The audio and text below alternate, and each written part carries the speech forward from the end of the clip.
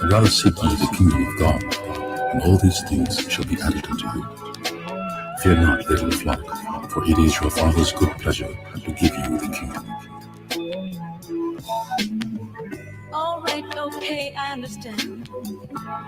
The word kingdom means what? Domicile of the kings. Domicile of the kings. That's what kingdom means. Okay? So that means domicile, that's the place. A place where kings dwell. Only men could be kings. Kingdom, domicile of the kings. That proves that only men could be in this truth. Women are not kings. Only men are kings. So that proves a point, which that goes into Ezekiel, unto you, O men I call, Ezekiel 34, right? Only men are going to receive the truth, because the Lord is only dealing with men. The tabernacle of the Most High is with men, right? So that proves that this word is the kingdom, is the kingdom itself. The knowledge, because only men are going to really receive this thing. He withdraweth not his eyes from the righteous, but with kings are they on the throne, yea, he doth establish them forever, and they are exalted. Therefore the redeemed of the Lord shall return, and come with singing unto Zion, and everlasting joy shall be upon their head. They shall obtain gladness and joy, and sorrow and mourning shall flee away. The elect of the nation of Israel, they were born to be leaders of the nation. What did Yahushua tell his disciples? You shall sit upon 12 thrones, judging the 12 tribes of Israel. Think about that, man. We're being created, we're being formed, we're being forged into being leaders of this great nation, the nation of Israel.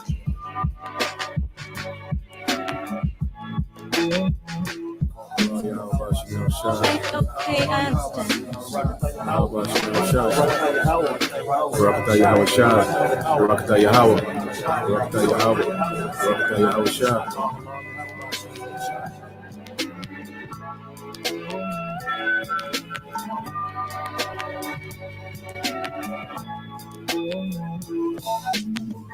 All right, okay, I understand.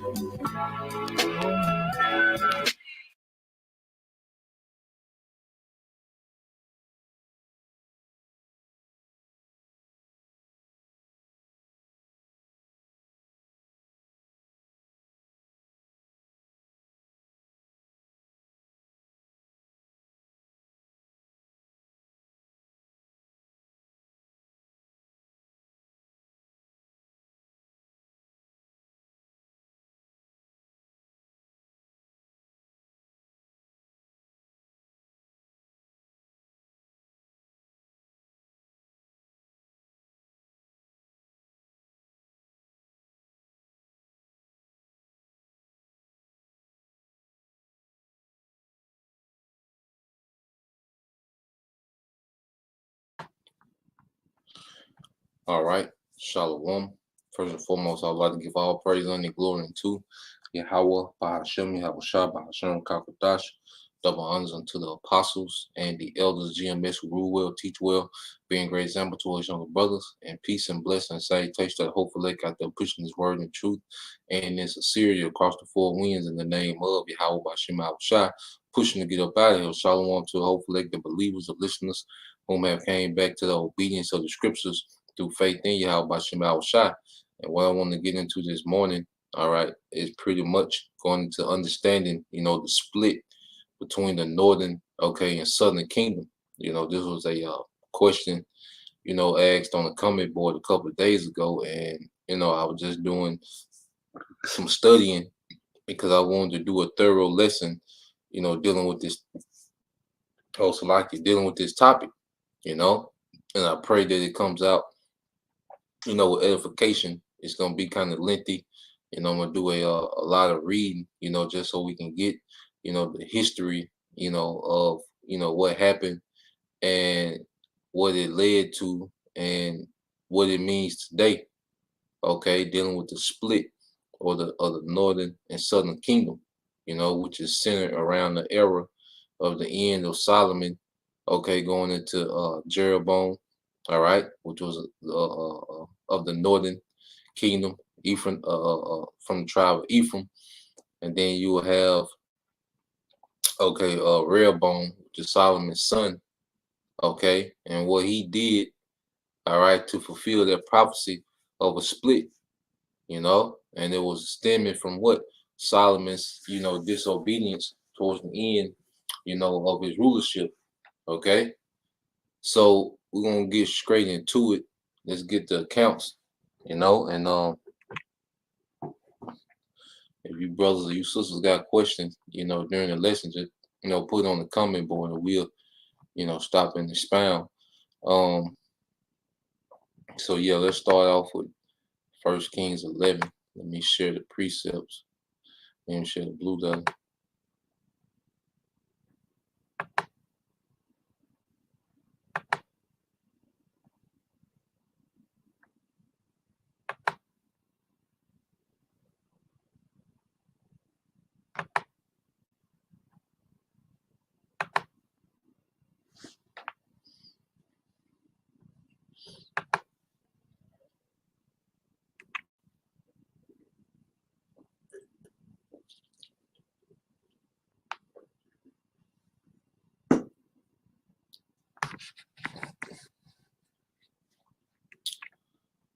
All right, let's get it.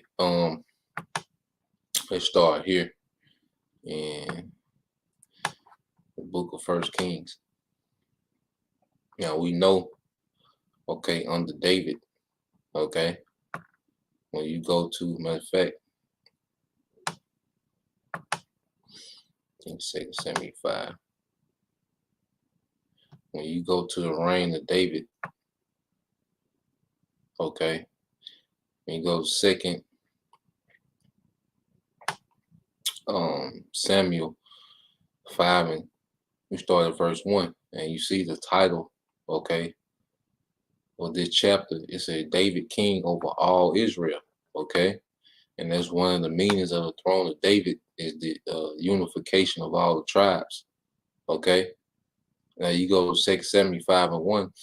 It says, then came all the tribes of Israel to David unto Hebron and spake, saying, behold, we are thy bone, all right, and thy flesh, which is what? Our kinsmen, okay.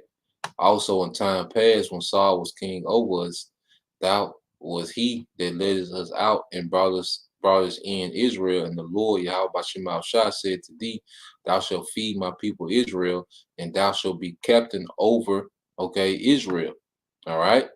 And it says, so all the elders of Israel came to the king of Hebron, because King David was king of Hebron, you know, just over Judah for 7 years, okay. But then you had all the tribes come to pledge, you know, their allegiance, you know, to David, all right. And it says, and King David made a league with them in Hebron before the Lord Yahweh Bashim Shah, and they anointed David king over Israel. Okay, so David unified the tribes, all right, under one throne. Okay, and Solomon inherited that throne of those unified tribes. All right, and Solomon was a great king up until the end. And when you go into the end of his rulership, that's when we get, okay, the root, okay, cause of the split. So let's get 1 King, all right, the 11th chapter.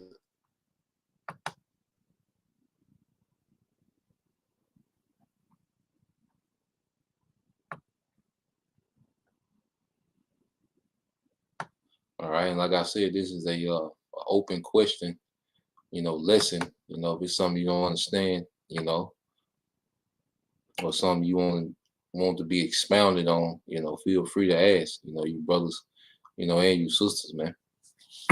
All right, so let's get to the point, okay.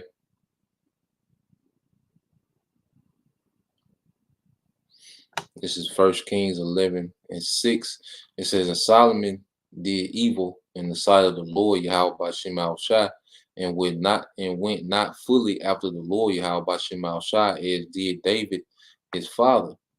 Then Solomon built an high place for Chemosh, the abomination of Moab, in the hill that is before Jerusalem, and for Molech, the abomination of the children of Ammon.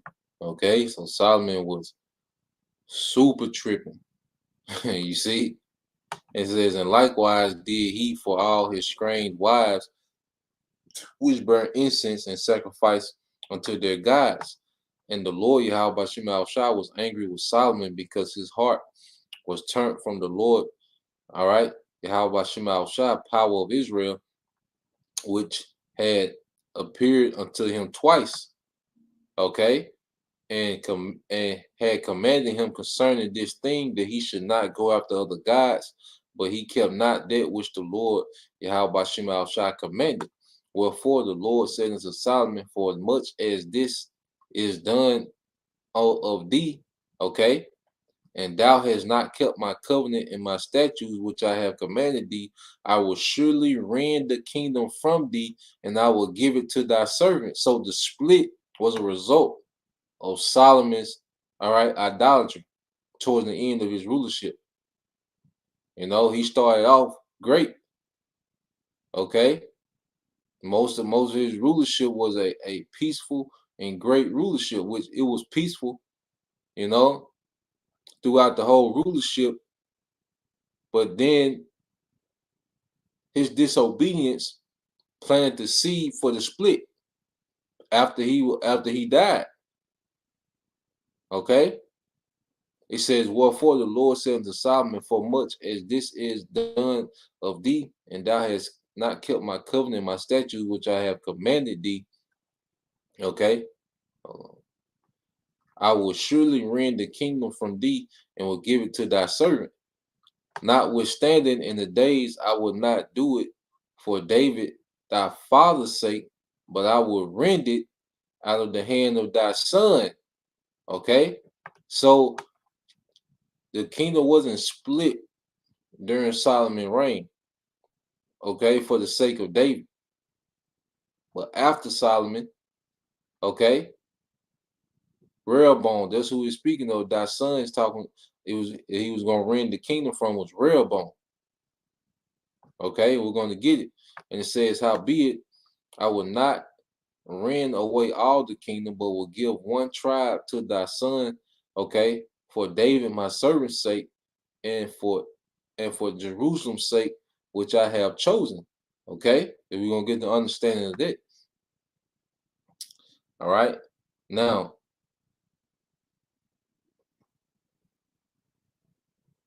let's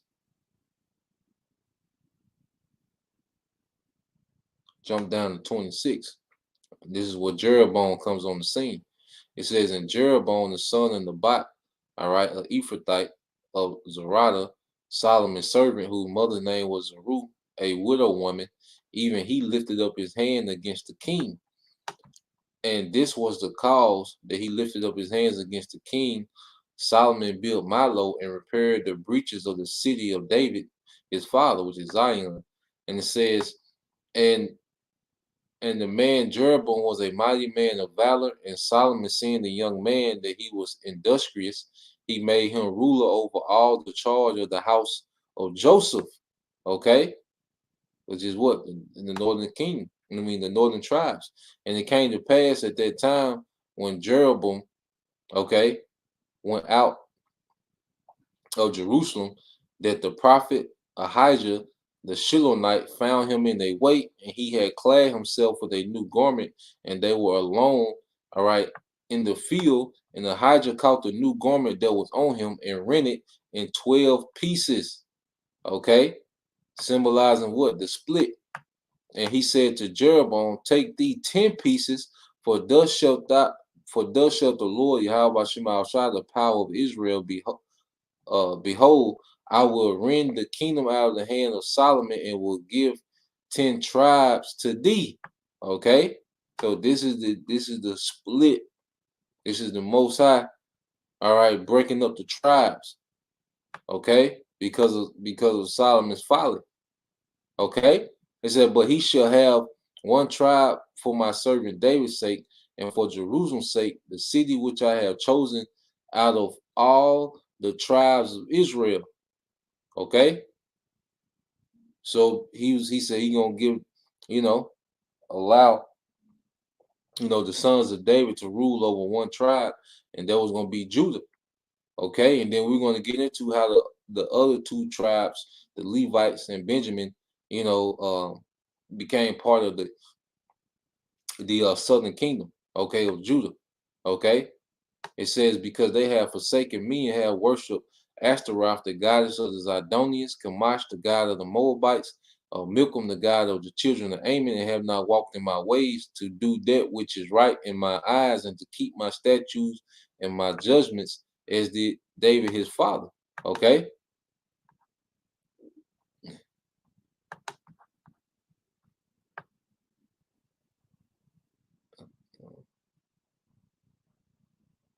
Verse 34 said, howbeit I will not take the whole kingdom out of his hand, but I will make him prince all the days of his life for David my servant's sake, whom I have chosen, because he kept my commandments and my statutes.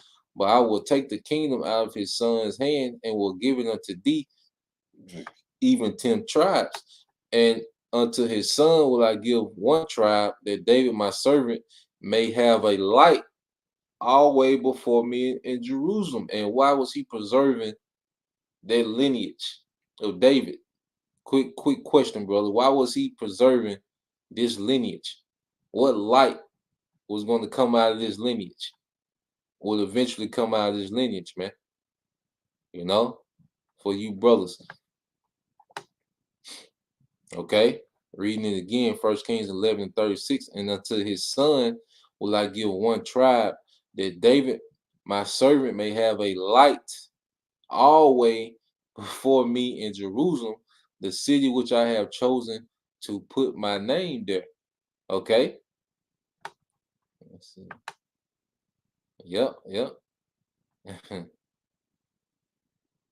Exactly. Okay.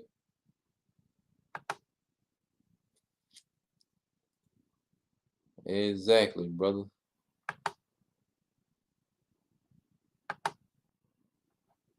Because Yahushua, which was Solomon, and while I was researching, it really, hit me yesterday why Yahushua was so big on gathering the tribes, because as Solomon, he played a major part in this split. You see?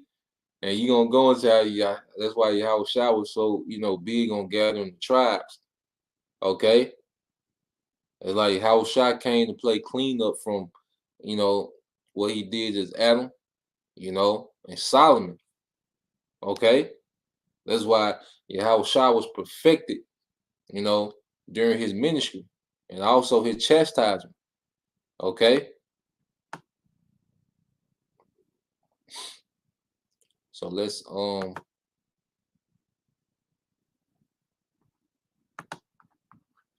it says, and I will take thee, and thou shalt reign according to all that thy soul desire, and shall be king, all right, over Israel. Okay.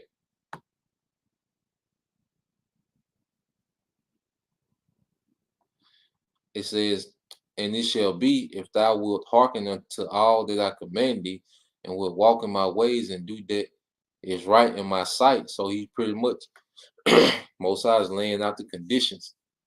Okay. But Most High is laying out the conditions before he puts Jeroboam in rulership over the what we know today is the northern tribes. Okay. Which, when you go, if a brother can post I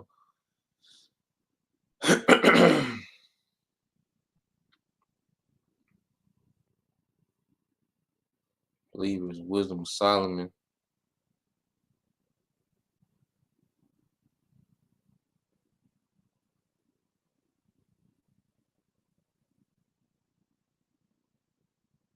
All right, get Wisdom of Solomon, chapter 1, verse 1.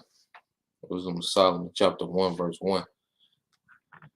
And it says, and do that is right in my sight, to keep my statutes and my commandment, as David my servant did, that I will be with thee and build thee a sure house as I built for David, and will give Israel unto thee. And I will for this, and I will for this afflict the seed of David, but not forever. Okay, come to the sure mercy of David. And says Solomon sought therefore to kill Jeroboam, and Jeroboam arose and fled into Egypt, and Shishak, king of Egypt, and was in Egypt until the death, okay, of Solomon. All right. And the rest of the acts of Solomon and all that he did and his wisdom, are they not written in the book of the acts of Solomon? And the time that Solomon reigned, all right, in Jerusalem, all right, over all Israel was 40 years. And Solomon slept with his fathers and was buried in the city of David, his father, and Rehoboam, his son, reigned in his stead. Okay. So Rehoboam is given, you know, the northern tribes. All right. But it was the conditions of ruling. Okay. Yahweh Shema Shah will always give conditions of rulership, okay, to Israelite kings, man. A standard. That's why you go Wisdom of Solomon 1:1. This is Brother Avalon War 7:7:7. It said, love righteousness, ye that be judges of the earth. Think of the Lord with a good heart. In the simplicity of heart, seek him. Okay? And that's the conditions of rulership. All right? For Israel, those were always the conditions of what, man? Their standard of the law, statutes, and commandments, man. Now, so Solomon died, okay? And Rehoboam becomes king. Now, when you go to 2 Samuel, just to prove that this will be talking about a latter time,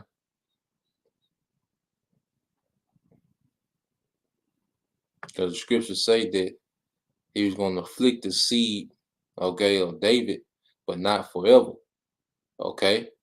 And when you go to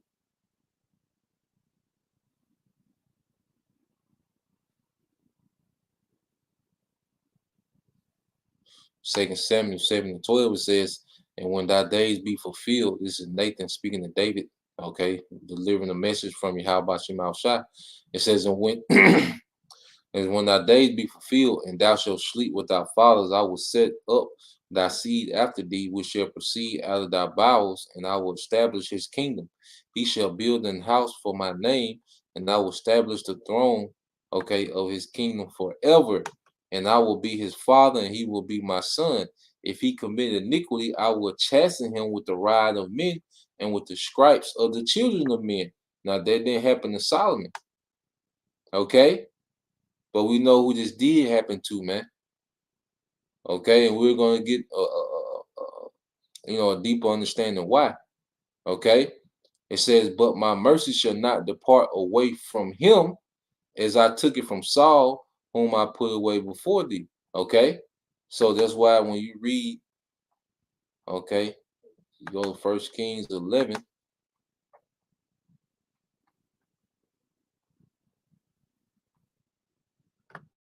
That's why Yahweh Shai, was so focused. It makes a lot of sense why Yahweh Shai was so focused, when he came back.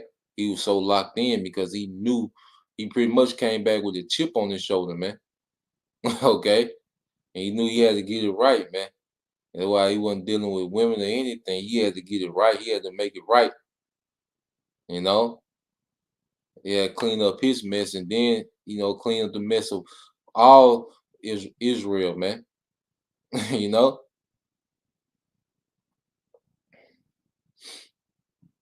Let me see.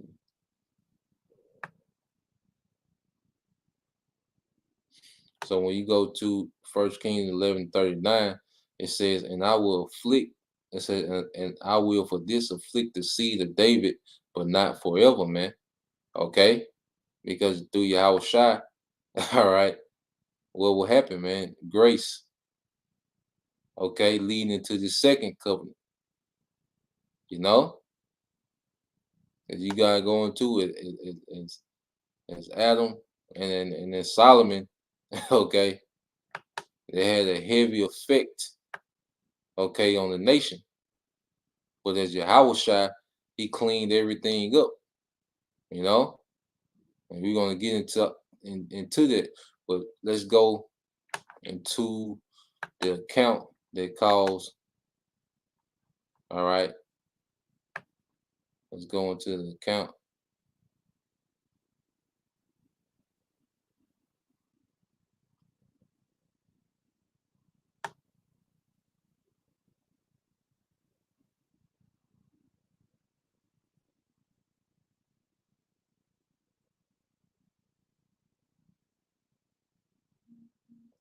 Let's see. It says, so this is from the brother Halak Yasha'Allah. It says, so they are people who are Yahushua's sons. Well, you know, leading up into, because you know Solomon had all those wives, and he had, he had a lot of children. But when Yahushua came back, he didn't have, children. You know, so when he came back as Yahushua, all right, he didn't have any children. So there's no, descendants of that lineage, all right, of Yahushua today. Okay, he gonna pick up where he left off. You see, in the kingdom. But he came as Yahushua, he didn't have children, you know.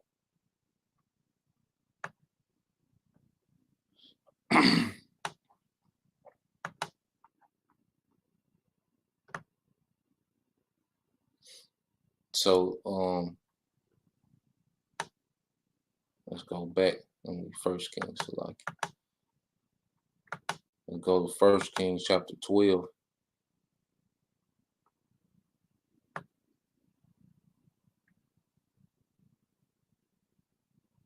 All right. So this is First Kings 12. And we're gonna read through this account. All right. It's First Kings 12 and 1. It says, and Rehoboam went to Shechem, for all Israel were come to Shechem to make him king. Okay. It says, and it came to pass when Jeroboam, the son of Nebat, all right, who was yet in Egypt, heard of it, for he was fled from the presence of King Solomon, and Jeroboam dwelt in Egypt. Okay.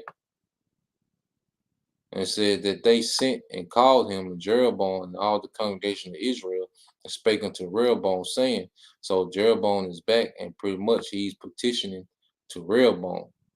Okay. And then also, just to expound on your question too, bro. Yahushua, all right, had brothers, and there's men, okay, today that are descendants of, direct descendants of David, because Yahushua had brothers, you see, and his brothers more than likely had families. And then Elder Zahab always going to, when you go into the kings during the dark ages, a lot of them could track their lineage, back to David, with their line of Yahushua, he didn't have children, so there's no direct descendants, Yahushua, okay, but there are descendants of David, of the tribe of Judah that's here today, their lineage, okay.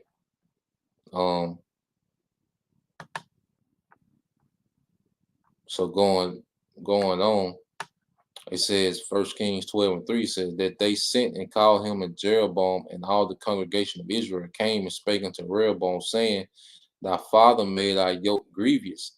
Now therefore put thou the grievous service of thy father and his heavy yoke, which he put upon us, all right, lighter, and we will serve thee. Okay. Now you read this and you think about, what, Solomon put, grievous yoke, on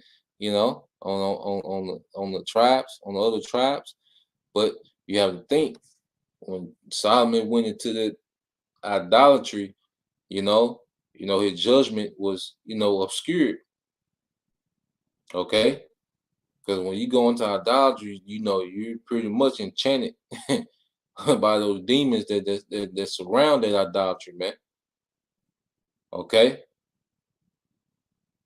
So you have to understand that towards the end, okay, Solomon judgment was obscured, okay, because he was building all those idols, okay, and those things cost, okay. So there was a chance that he put, you know, even more, you know, tribute, you know, on the tribes, okay. But it wasn't always like that, because let's prove it. And then we're gonna go into some accounts of Yahushua that let you know that he, you know, he he was making up, okay, for the latter part of what he did to Solomon, man. Okay. Now, when you go to, let's get this, and we always get it, because it lets you know that that wasn't the case always, you know, but towards the end, you know, his judgment was obscured. Now, when you go to First Kings 4:1, it says, so King Solomon, okay, was king over all Israel. Okay. So he's going to set up, you know, pretty much his courts and his, you know, people over tribes. Now, we go to First King 4:20. It said Judah and Israel were many. You see that? All the tribes. It's the sand which is by the sea and multitude, eating and drinking and making merry. And this was when Solomon was in his right mind. Okay. They was eating, drinking, and making merry. Okay. You remember Queen Sheba almost fell out when she seen Solomon's, you know, she thought the doorman was the king. Okay. Israel was ridiculous balling. Okay.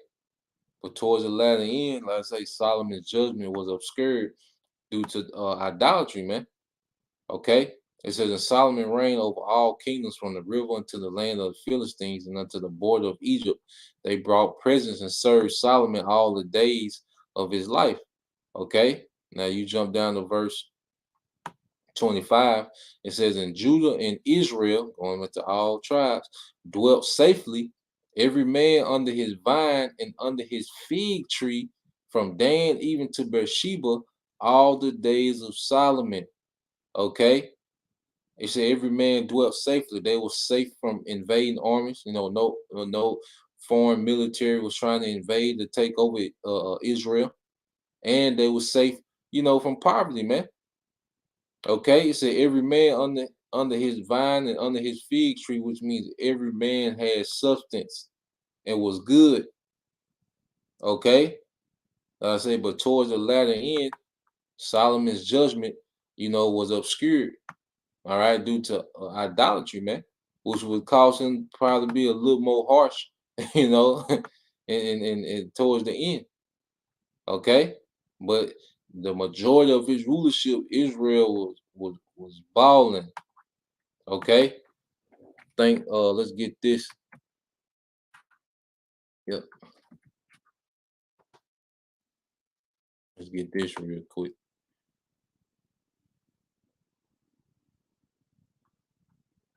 And it was all tribes.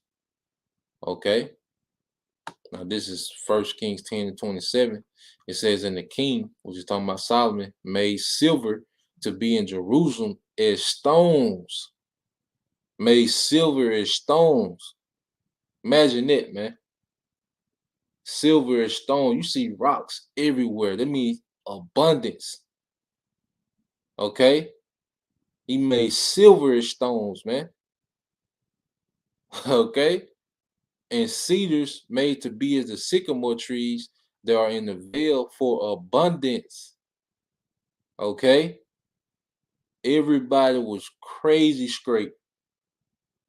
You know, when Solomon was in line with, all right, Yahweh Shema Shah, when he was in line and in tune with the Most High, when he was locked in, everybody was crazy straight. Okay, so you can't read, you know, that little portion of Kings, the 12th chapter, and think, you know, Solomon, you know, No, he wilded out towards the end. Okay, he was wilding out towards the end, but for the most part of his rulership, we was crazy straight, all tribes, man. All right, Naphtali, okay, Zebulun, everybody was straight, abundance, you know. So let's go back to 1 Kings 12. Well, let's get another account. Let's get some accounts of Yahushua. And you're going to kind of see that, you know, Yahushua was in cleanup mode when he came back, because you go to, let's get Luke.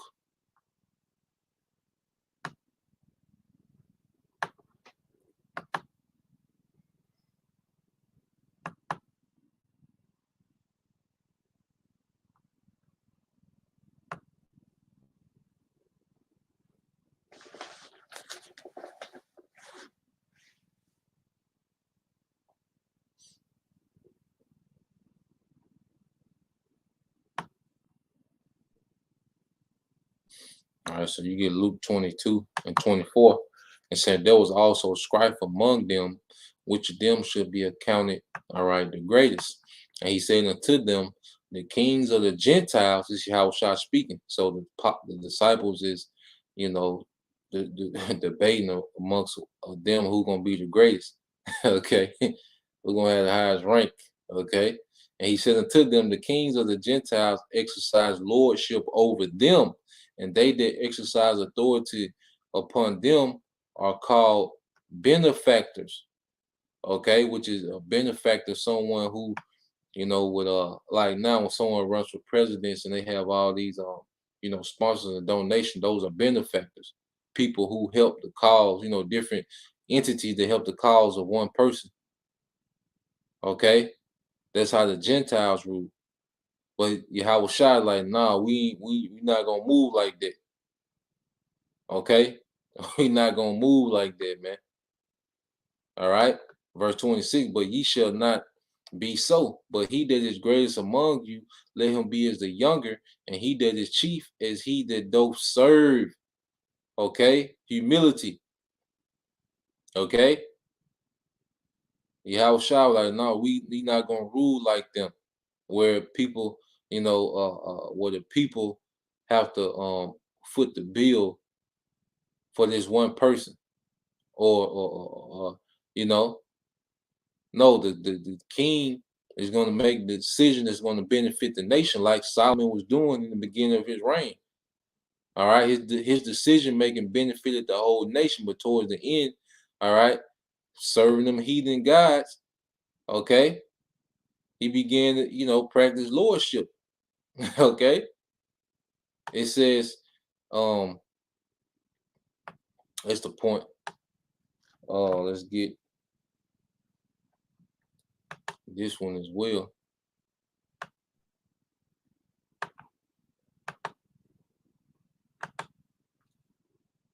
Let's get Luke 17.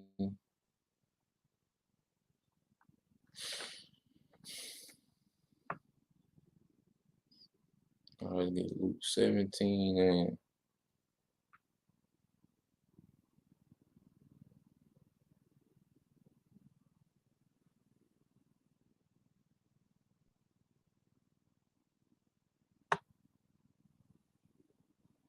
Oh, 11. It's like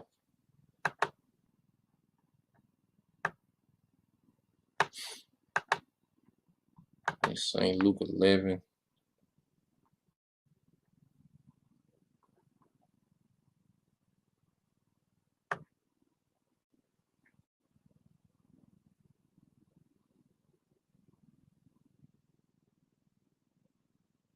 All right.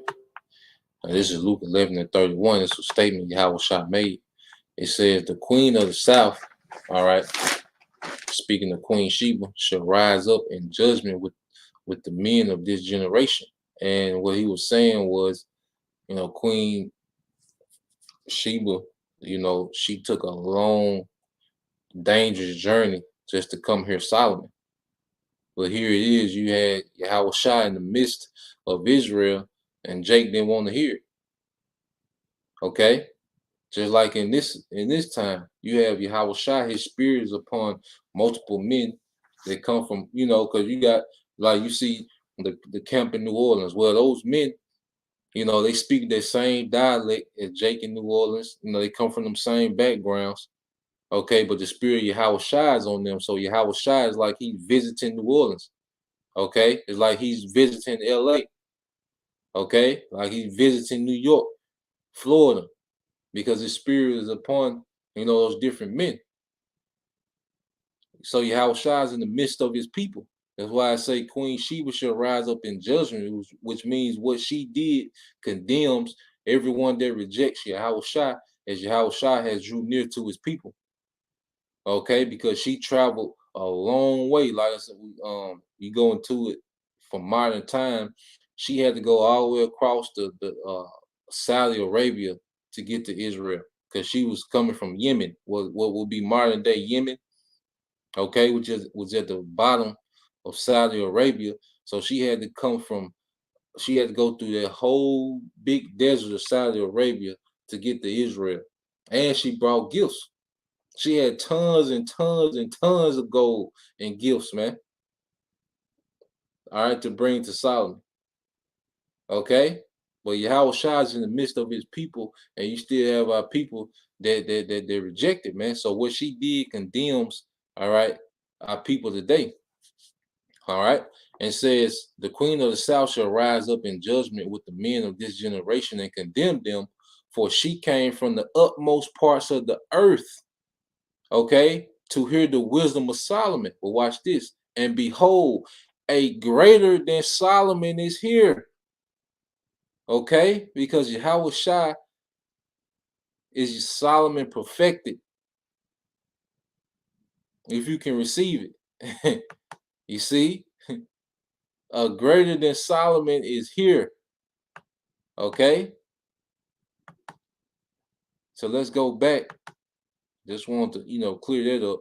Because I know it can be confusing. I know when I first read, I was like, man, but then you got to, extrapolate and put it together in the spirit. All right, so back to the account. So Rehoboam is king in Solomon's stead. All the tribes are still united. So Jeroboam comes out of Egypt, and the northern tribes pretty much make him the spokesman, to go speaking to Rehoboam.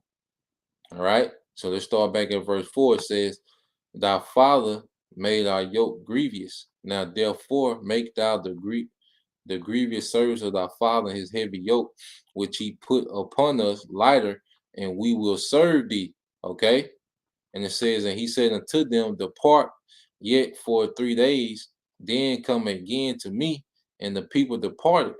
And King Rehoboam consulted with the old man that stood before Solomon his father while he yet lived, and said, how do you advise that I answer this people?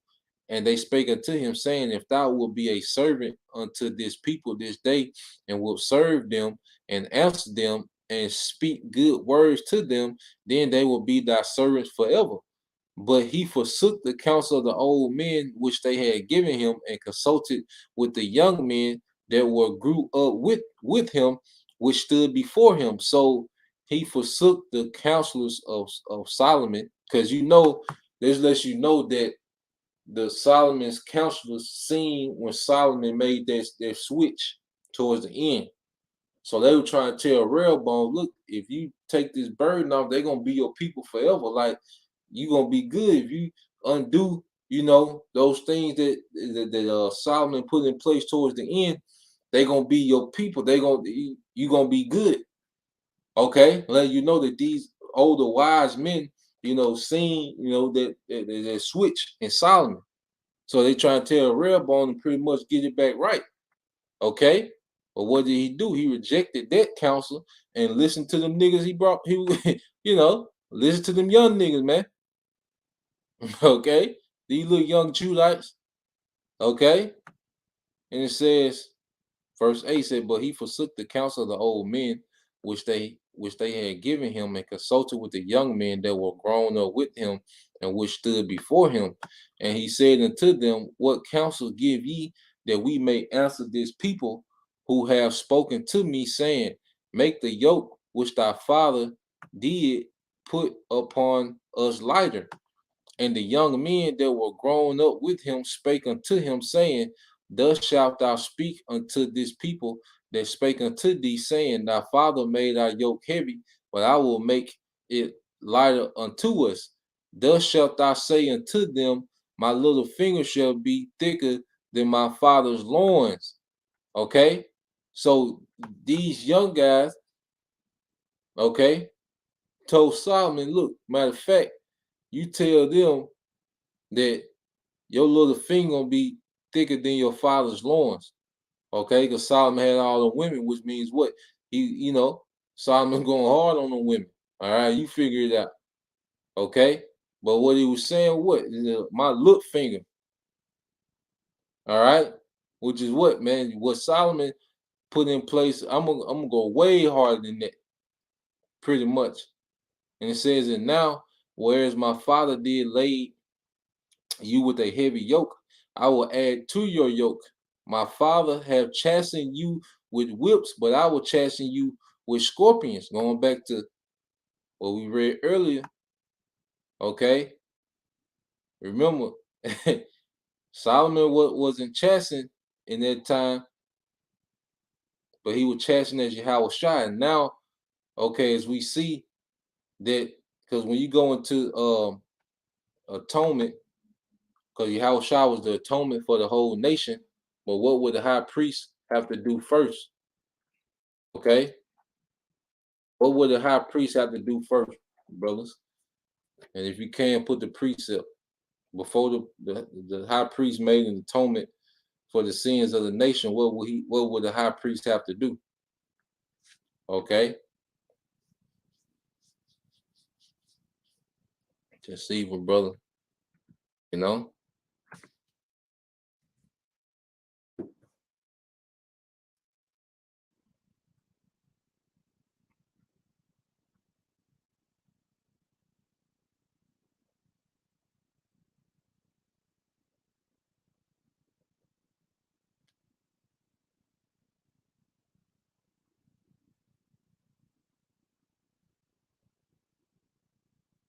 Let's see.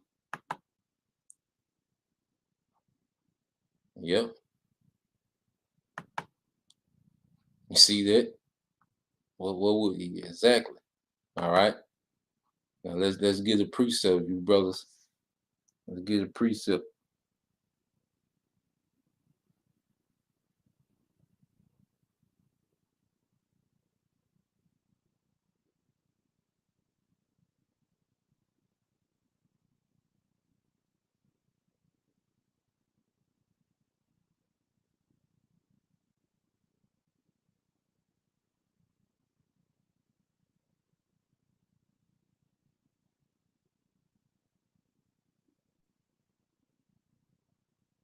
I want to say,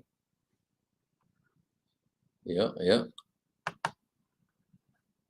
It's the brother Awalama War 777.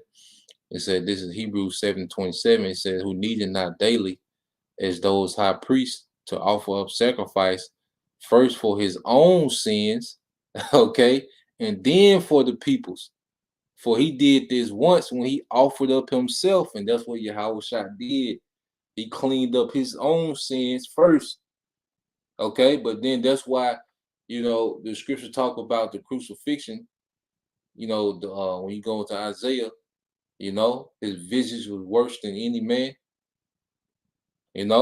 because he paid for his own sins, but then he had to pay for the sins of everyone else. But he had to do this once, not yearly. Okay.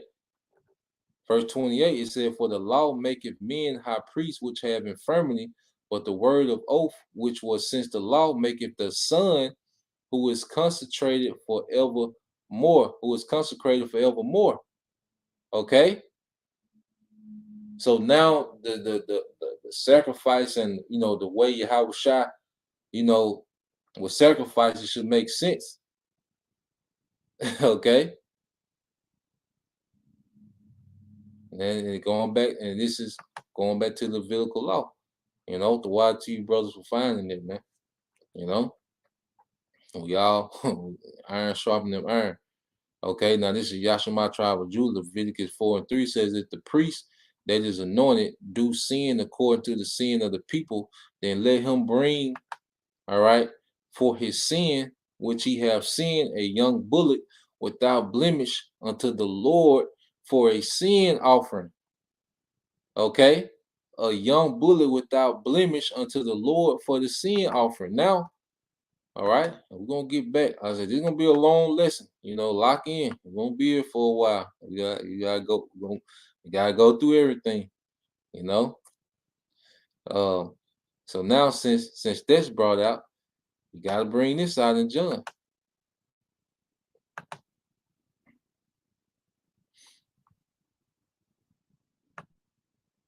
Okay, this is 1 John 1.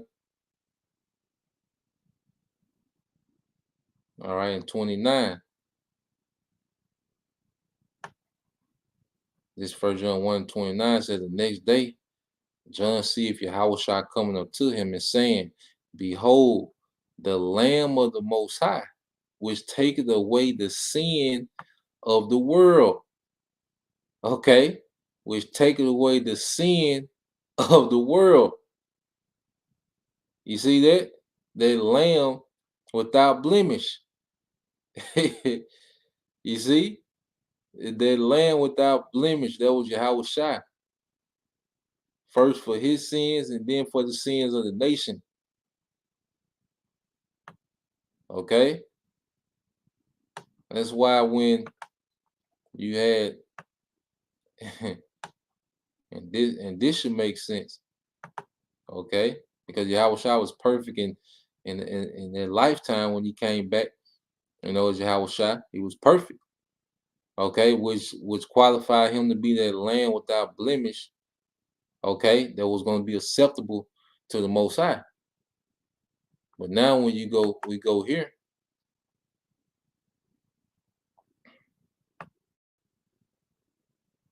This is Matthew 19 and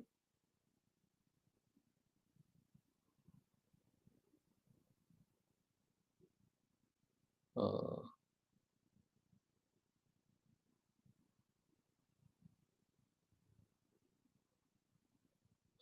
right, it's Matthew 19 and 16.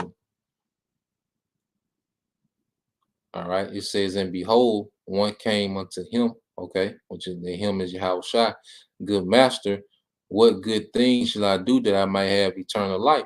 And what did Yahushua call him? I mean, what did Yahushua respond? Let you know that he knew, okay? And he said unto him, why callest thou me good? There is none good but one, that is the Most High. Okay, but if thou will enter into life, keep the commandments, because he knew, okay, the things in his past life, man. Okay, and I said that's why he was so locked in during Yahushua. All right, because he had to clean up. Okay, he had to clean up, man. And I said he was locked in, you know. And he came through, you know, he came through for everybody, man. You know, so let's go back to the story.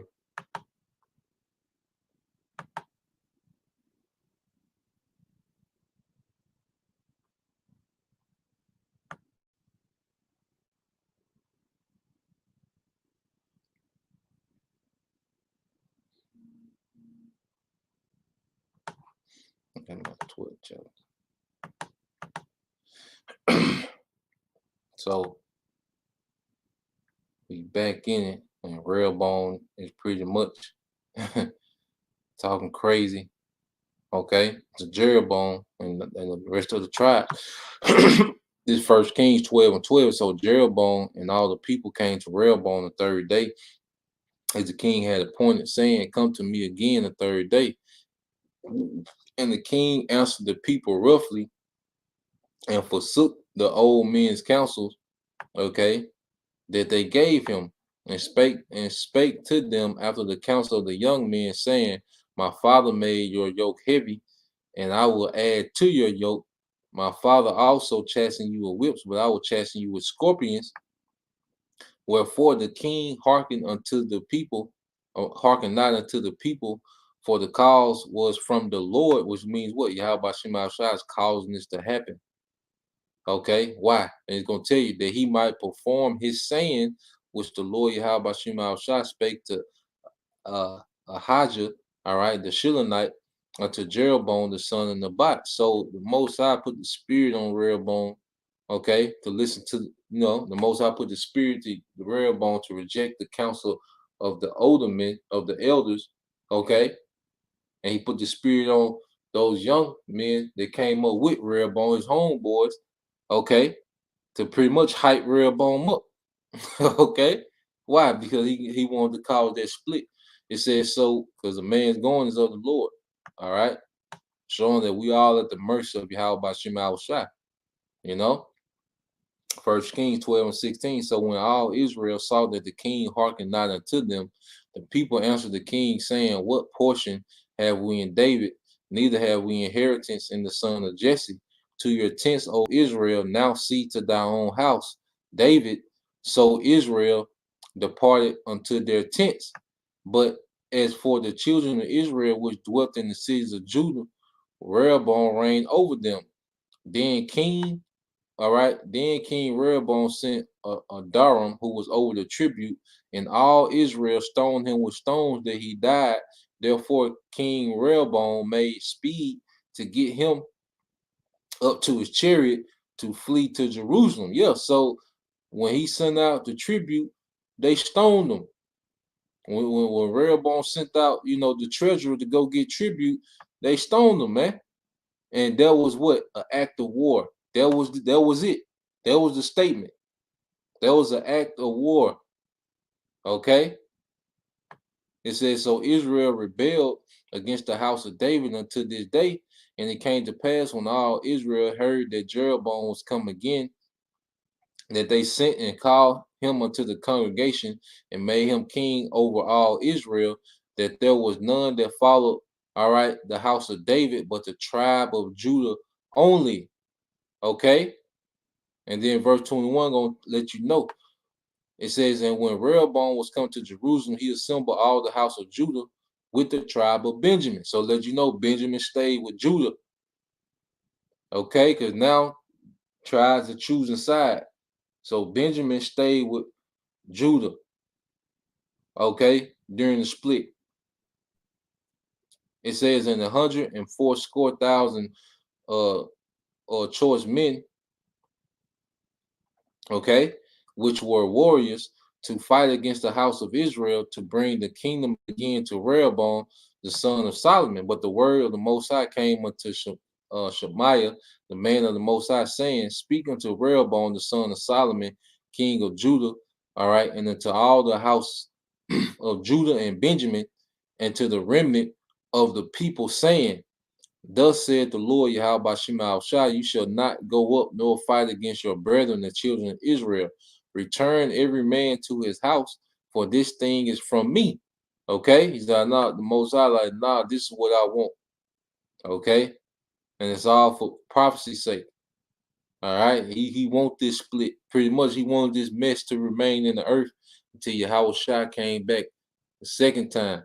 All right, until Yahweh Shai came back. Okay? You see how the Most High is working this thing, man? Man, this is a hell of a movie, man. That the Most High has written in the earth that we're playing out, man. But the Most High, now leave that split. I want it to be like this, okay? And this would have a big effect of what Yahweh Shai would return to, okay? And it says, for this thing is from me. They hearken therefore to the word of the Lord, Yahweh Shema Shai, and return to depart according to the word of the Lord, Yahweh Shema Shai. It said, then Jeroboam built Shechem and Mount Ephraim and dwelt therein, and went out from this and built Peniel. And Jeroboam said in his heart, now shall the kingdom return to the house of David, if this people go up to do sacrifice in the house of the Lord, Yahweh Shema Shai at Jerusalem, then all the heart of this people, all right, turn again unto their Lord, all right, even unto Rehoboam, king of Judah, and they shall kill him and go again to Rehoboam, king of Judah. So he's like, well, it's a split, but you still got to go to Jerusalem to the temple and do sacrifice. Okay? So those people, those tribes go back and do sacrifice. Eventually, their minds are going to turn back, okay, to uniting, okay, with Judah. Okay? So he was like, we got to cut that out. All right. Verse 28 said, whereupon the king took counsel and made 2 calves of gold. And you see Jeroboam finna go off immediately. Okay. Whereupon the king took counsel and made 2 calves of gold and said unto them, it is too much for you to go up to Jerusalem. Behold, thy gods, O Israel, which brought thee out of the land of Egypt. So he immediately made 2 idols, gold calves, okay, and gave them the credit for bringing Israel out of Egypt. And he set the one in Bethel and the other put he in Dan. And this thing became a sin, for the people went to worship before the one, okay, even unto Dan.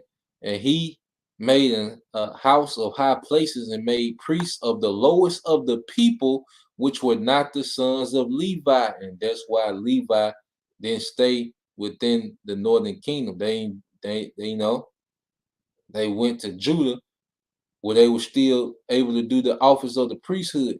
So that's how you have the southern kingdom of Benjamin, Levi, and Judah. Okay, because Jeroboam built idols, and then he put anybody as the priest. Okay, so the Levites joined into what? The southern kingdom, where they were still able to do their office. Okay, and Jeroboam ordained a feast in the 8th month on the 15th day of the month, like unto the feast that is in Judah, and he offered upon the altar. So did he in Bethel, sacrificing unto the calves that he made, and he placed in Bethel the priest, all right, of the high places which he had made.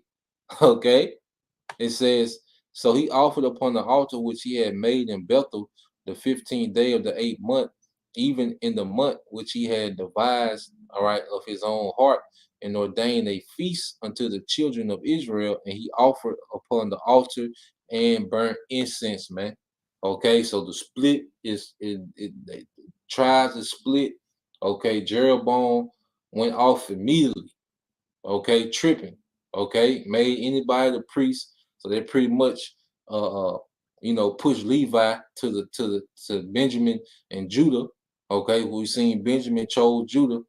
They stayed with Judah, and Levi, okay, was pushed to the southern kingdom because of Jeroboam's, okay, decision to put anybody as a priest, and it was a priest to idols. Okay, so that's how you get those 3 tribes that make up the southern kingdom. Okay, when you read 1 Kings 12 and 30, 1 Kings 12, towards the end of the chapter. Okay, now let's go into Rehoboam's son. Let's get the count dealing with Rehoboam's son and the war between him and Jeroboam. Okay, and like I said, it is good to read 2nd Chronicles as well, to kind of get a good grip on history. Okay, dealing with going to Solomon, and the kings after Solomon, the split. 2nd Chronicles is a good book to read. These 36 chapters. Okay, well, let's go here to chapter 13. All right, now this is, all right, Abijah succeeds Rehoboam. Okay,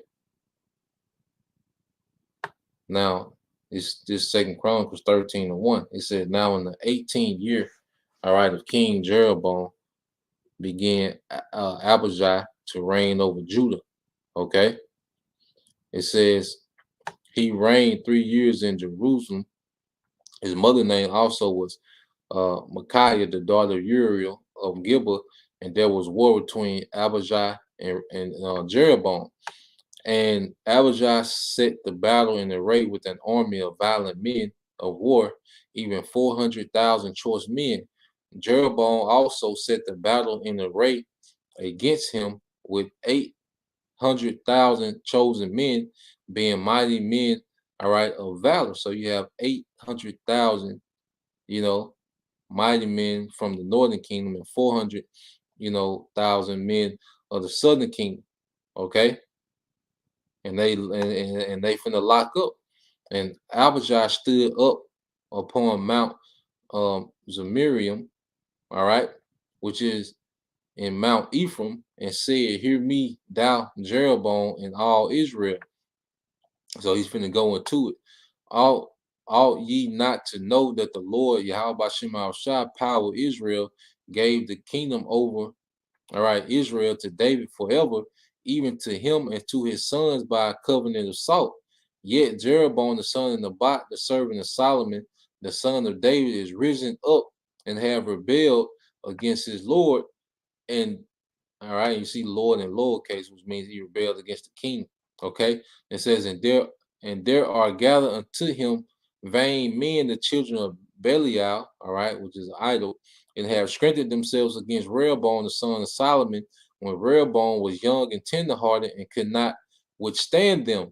Okay, and now ye think to withstand the kingdom of the Lord Yahweh by Shema Shai, all right, in the hands of the sons of David, and ye be a great multitude, and there are with you golden calves, which Jeroboam made you for God. So he's calling out their idolatry.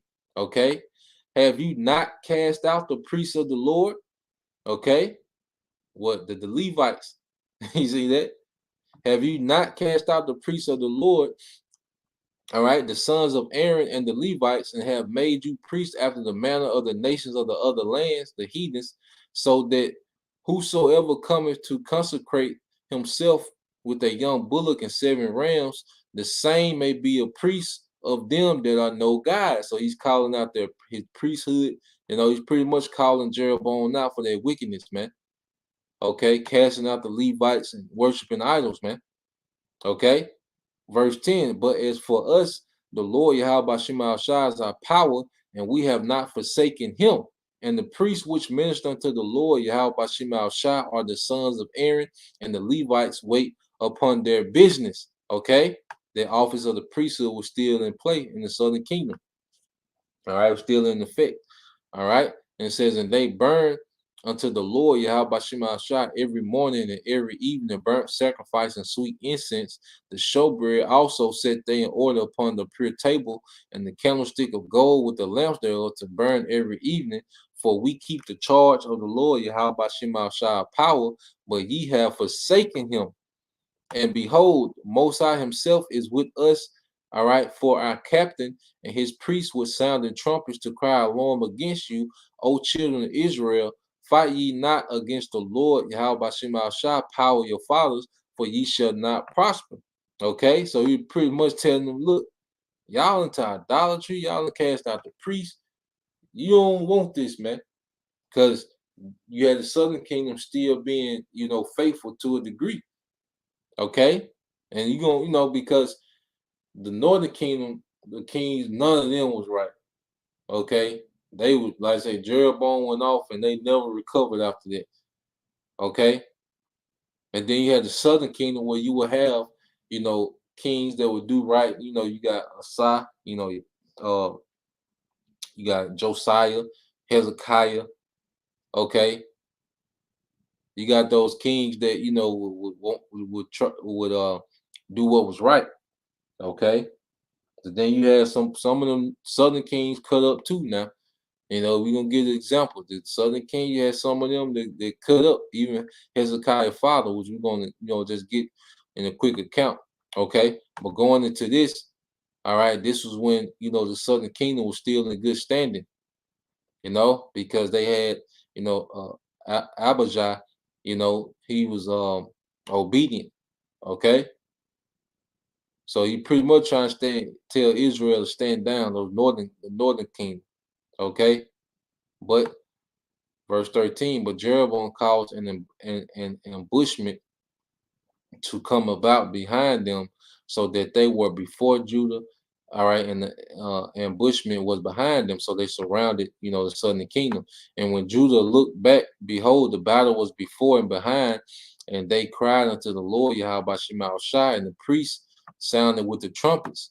Then the men of Judah gave a shout, and as the men of Judah shouted, it came to pass that the Most High smote Jeroboam and all Israel before Abijah and Judah, and the children of Israel fled before Judah, and the Most High delivered them into their hand. All right. And Abijah and his people slew them with a great slaughter. So there fell down slain of Israel 500,000 chosen men, 500,000 men. Okay. This wasn't no small disagreement between the northern and southern kingdom, man. Okay. It wasn't just no political arguments. Okay. 500,000 men died in one day. All right. It said, thus the children of Israel were bought under at that time, and the children of Judah prevailed because they relied upon the Lord, all right, the power of their fathers. Okay. So let's go here.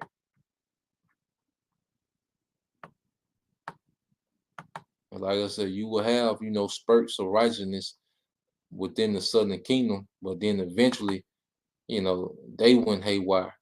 All right, and we're going to get it.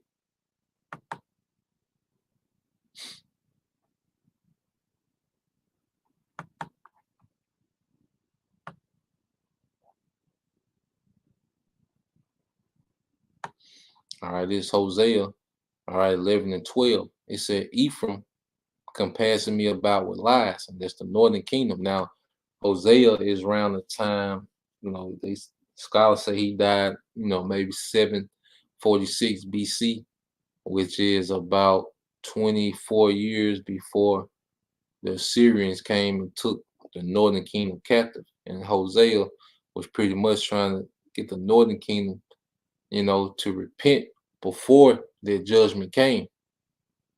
Okay.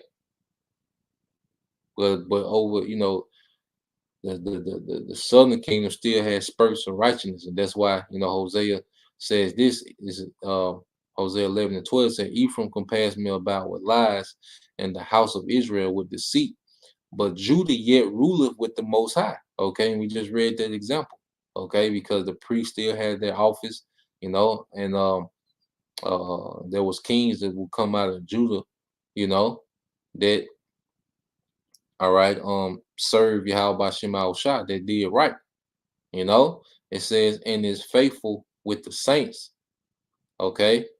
Now, as we read this, all right, remember this is before the Syrians took the northern tribes captives. Okay. Because say the house of Israel, the northern kingdom, they was just like they went straight into idolatry, and pretty much never came back. Okay. But Judah, they pretty much maintained, like I say, the priesthood, the office of the priesthood, serving Yahweh Shema Shai. Okay. Still up maintaining the law, statutes, and commandments. But then eventually they will fall off as well. Okay. But the southern kingdom was preserved going back so that David will have a light always. Okay. And that light was Yahweh Shai. And that's why after Yahweh Shai, the death of, after Yahweh Shai returned back to the spiritual realm, you see eventually even the southern kingdom got removed out of the land as well. It was about 40 years later after Yahweh Shai, when the Most High just, took the southern kingdom out of that land as well. Okay? And we were scattered throughout the earth. Now, just to show, I said you had some kings in the southern kingdom. Now this is the father of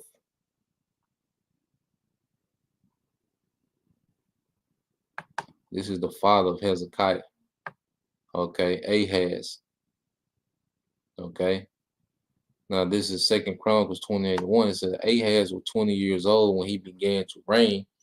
All right, he reigned 16 years in Jerusalem, but he did not that which was right in the sight of the Lord Yahweh Ba'ashem Ma'ashah, like David, his father. Okay, for he walked in the ways of the kings of Israel and made also molten images of Baalim, okay, of Balaam. All right. Moreover, he burnt incense in the valley of the sons of Hinnom and burnt his children in the fire after the abominations of the heathen whom the Lord Yahweh Shah had cast off before the children of Israel. So you had Ahab wilding, okay? He was wilding, man, okay? But it lets you know after Ahaz, you go to verse 27, and Ahaz slept with his father, and they buried him in the city, even in Jerusalem. But they brought him not into the sepulchre of the kings of Israel. That nigga was doing way too much, man. If you read that whole chapter, 28 verse, this nigga was doing way too much. They ain't even bury him with the other kings, okay? And Hezekiah, his son, reigned in his stead, and we all know the story of Hezekiah. You know, he pretty much tried to invite the northern kingdom tribes back to keep that Passover, okay, which some of them did, okay? You know, you can go into that story, all right? So now we established the split, you know, we established, you know, the dynamic of, you know, the priesthood still being in the southern kingdom and the northern kingdom going to idolatry, okay? And remember, this all stemmed from Solomon, all right, at the end of his rulership, the folly that was at the end of his rulership. Okay.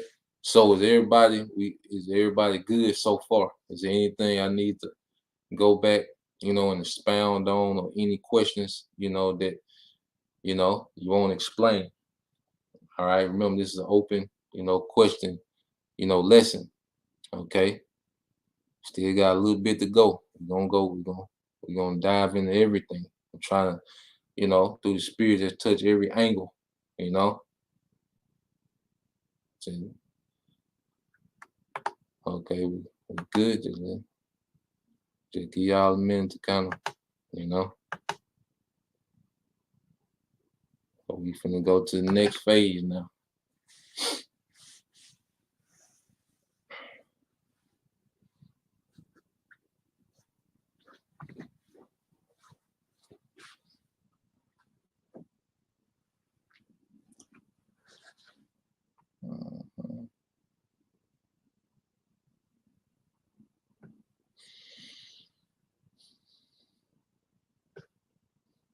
All right, so everybody good, seems like.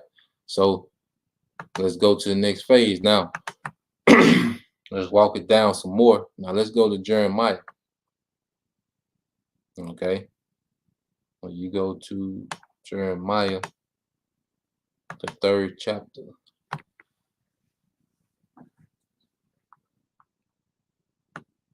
Now this is after, okay, the Assyrians, all right,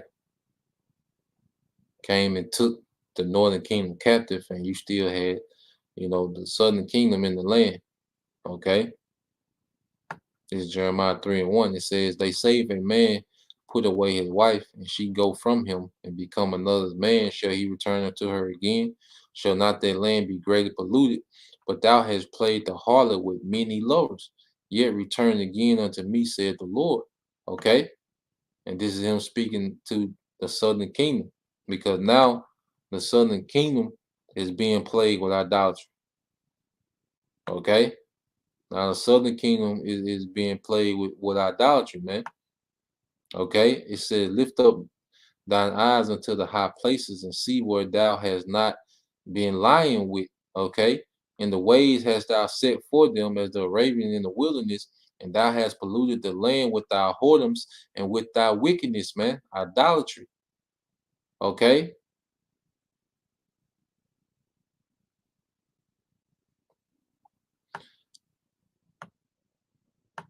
Jeremiah 3:3 said, therefore the showers have been withholden, okay, which is what the benefits of Yahweh Shema Shai, and there have been no latter rain, and thou hadst a whore's forehead, thou refusest to be ashamed. So now Judah, the southern kingdom, now they're getting all right, ridiculous. All right, because they want, they were trying to maintain, the priesthood and be in order, but now they're getting ridiculous and beside themselves, man. Okay. And it says, I'm gonna jump down to verse 6. It says, the Lord Yahweh Shema Shai said also unto me in the days of Josiah the king, hast thou seen that which backsliding Israel have done? She is gone up upon every high mountain and under every green tree, and have played the harlot. Okay, because especially the northern kingdom had a major influence by the Assyrian, empire. They was influenced heavily by the Assyrian and the Egyptian empire. All right, and those gods and idols that came with it. Okay, they played the harlot. All right, verse 7, it says, and I said, after she had done all these things, turned down to me, but she returned not, and her treacherous sister Judah saw it. Yeah, the southern kingdom saw, okay, the continued idolatry of the northern kingdom, and that they refused to return. No priesthood, just doing their thing, pretty much living like the heathens. Okay, it says, and I saw when for all the causes whereby backsliding Israel committed adultery, I put her away and given her a bill of divorce. Yet her treacherous sister Judah feared not, but went and played the harlot also. Okay, so when you go into the northern and southern kingdom, like I say, the northern kingdom they were wilding for a long time. Okay, but eventually the southern kingdom started wilding as well. Okay, and playing the harlot. So can't compare like, well, the northern kingdom was worse, and the southern kingdom was better, and eventually everybody was through. Okay, when Yahweh Shai will come to the scene, everybody gonna be through. Okay.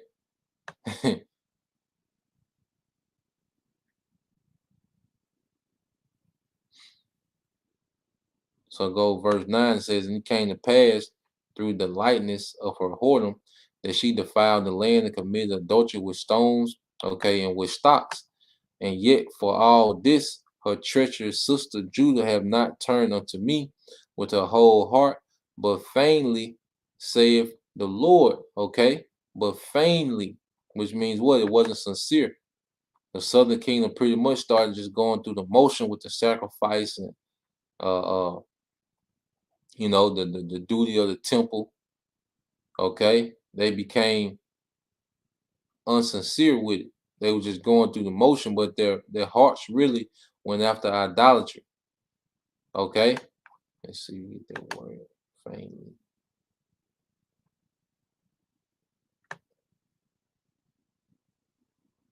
Okay, yep. It says to lie. All right, let's get the word in Hebrew. What is it? Okay, shaquar. Okay, shaquar, which means to lie, deception, falsehood, fraud, deceit. Okay.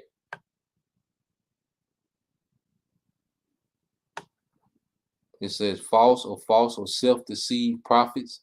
Okay. So Israel started to just, the southern kingdom just started to go through the motions, okay, with the sacrifice. It wasn't sincere. And that's why Yahweh Shai will say this, man. The southern kingdom, they weren't sincere. They were trying to, pull one over just by going through the motion. Okay. Burn the incense and, still fasting and, calling on the name, but it wasn't sincere. Their mind really was after idolatry. We're going to get an example. Now this is 1 Kings 1.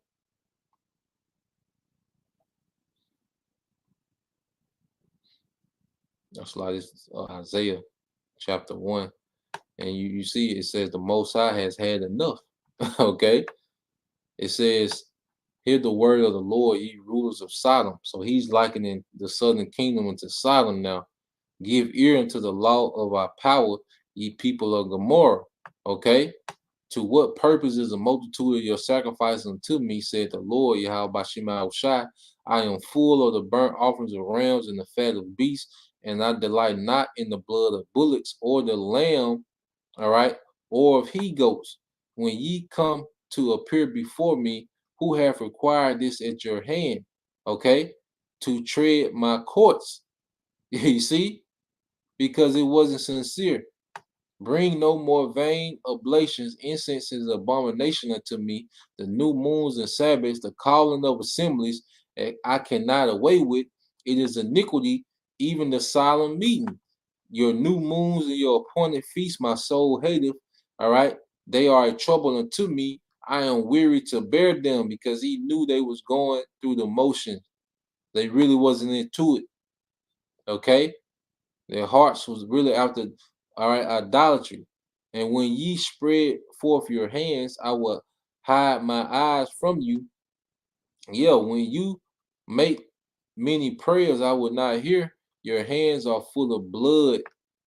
Okay. And we're gonna get an account just to show you the mindset that the Southern Kingdom had got into, man. And they was trusting these other, all right, the guys of these heathens, okay, and they thought the militaries of these heathens was gonna keep them secure, you know, from the punishment of Yahweh Bashim Shai. So you would have Jake. They would hear the word of the prophet and what the Lord was gonna do. So Jake thought they were gonna be cute and leave Israel and go to Egypt, okay.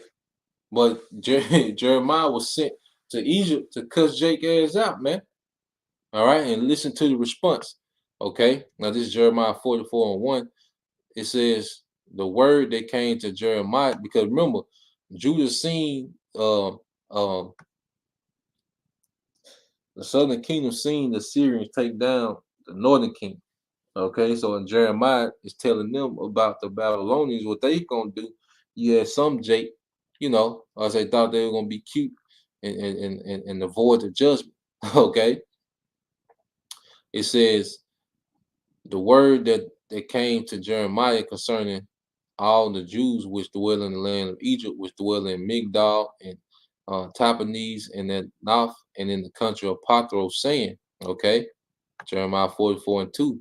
Thus said the Lord of hosts, the power of Israel, you have seen all the evil that I have brought upon Jerusalem and upon all the cities of Judah, and behold, this day they are desolation, and no man dwelleth therein, because of their wickedness which they have committed to provoke me to anger, and that they went to burn incense and to serve other gods whom they knew not, neither they, ye nor your fathers. Howbeit, I sent unto you all my servants the prophets, rising early and sending them, saying, oh, do not this abominable thing that I hate. But they hearken not, nor incline their ear to turn therefrom wickedness, to burn no incense unto other gods. Wherefore my fury and my anger was poured forth and was kindled in the cities of Judah and the streets of Jerusalem, and they are wasted and desolate at this day. Therefore, now thus said the Lord, Yahweh Bashim Shai, the power of hosts, the power of Israel, wherefore commit ye this great evil against your souls, to be cut off from you, man and woman, child and suckling out of Judah, to leave you none to remain, and that you provoke me into wrath with the works of your hands, burning incense unto other gods in the land of Egypt, whether ye be gone to dwell, that ye might cut yourselves off, that ye might be a curse and a reproach among all nations of the earth. Have you forgotten the wickedness of your fathers, and the wickedness of the kings of Judah, and the wickedness of their wives, and your own wickedness, and the wickedness of your wives, which they have committed in the land of Judah and in the streets of Jerusalem? They are not humble even unto this day, neither have they feared nor walked in my law, nor in my statutes that I set before you and before your fathers. Therefore, thus said the Lord of hosts, the power of Israel, behold, I will set my face against you for evil, and to cut off all Judah, and will take the remnant of Judah that have set their faces to go into the land of Egypt to sojourn there, and they shall be consumed and fall in the land of Egypt. They shall even be consumed by the sword and by the famine. They shall die from the least even unto the greatest by the sword and by famine, and they shall be an execration and an astonishment and a curse and a reproach. For I will punish them that dwell in the land of Egypt, as I have punished Jerusalem by the sword, by famine, and by pestilence. Okay, because the Babylonians had, came and took captive, the southern kingdom, but you had a remnant of Israel that was a remnant of the southern kingdom that was in Egypt. Okay, and they thought they were just gonna continue with their idolatry in Egypt unscathed. Okay, but the Most High even had the Babylonians come to Egypt, man. Okay, it says, so that none of the remnant of Judah, which are going into the land of Egypt to sojourn there, shall escape or remain, that they shall return into the land of Judah, to which they have a desire to return to dwell there, for none shall return but such as shall escape. Then all the men which knew that their wives had burned incense unto other gods, and all the women that stood by, a great multitude, even all the people that dwelt in the land of Egypt and Pathros, answered Jeremiah, saying, as for the word that thou hast spoken, all right, unto us in the name of the Lord Yahweh Bashim Al-Shah, we will not hearken unto thee. Okay, the southern kingdom started to cut up. They got way beside themselves. This is how they're answering Jeremiah. He said, but we will certainly do whatsoever thing goeth forth out of our own mouth to burn incense unto the Queen of Heaven. And you see that Queen of Heaven energy heavy amongst the southern kingdom today. Okay, that dear mama spirit, that boys to men, mama. Okay, would you honor your mother? All right, the scriptures say, but you don't worship your mother, man, or worship the woman.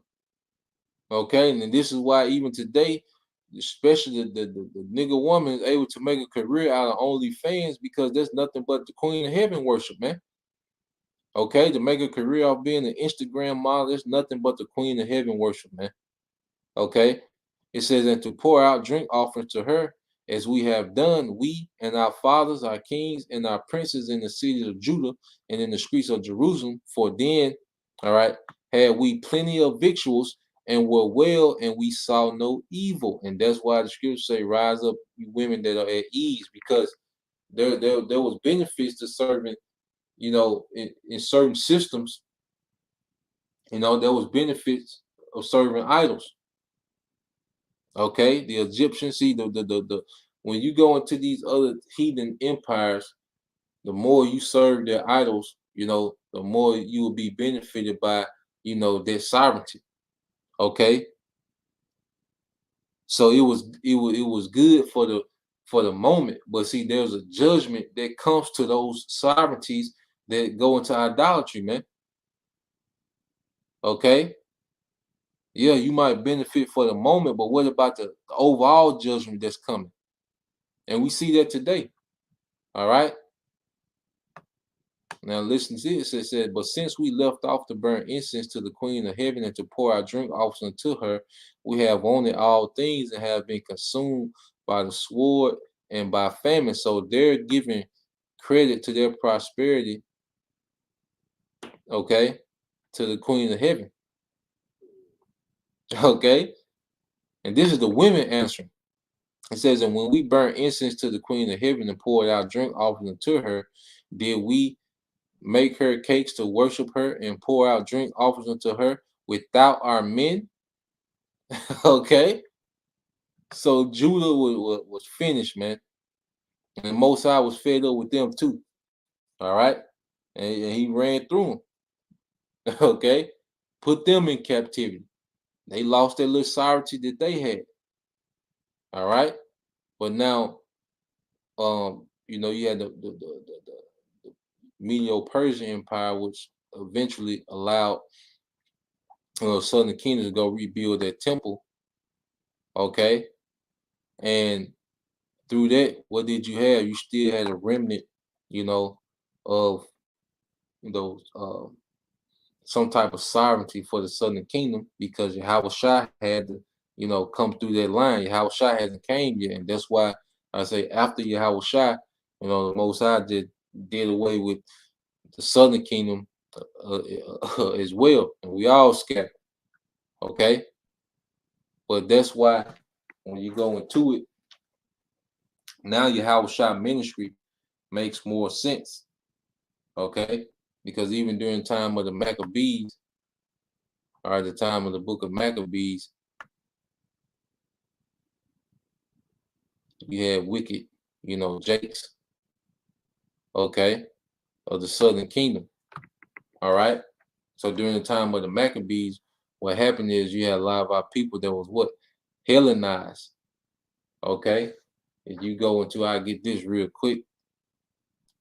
So you had the split of the Northern and Southern Kingdom, but then you had the Southern Kingdom that will become Hellenized, all right, under the Greek rulership. Okay. When you go to, so pretty much to sum it up, Yahweh Shah will come back to a shit show. You see? But it started from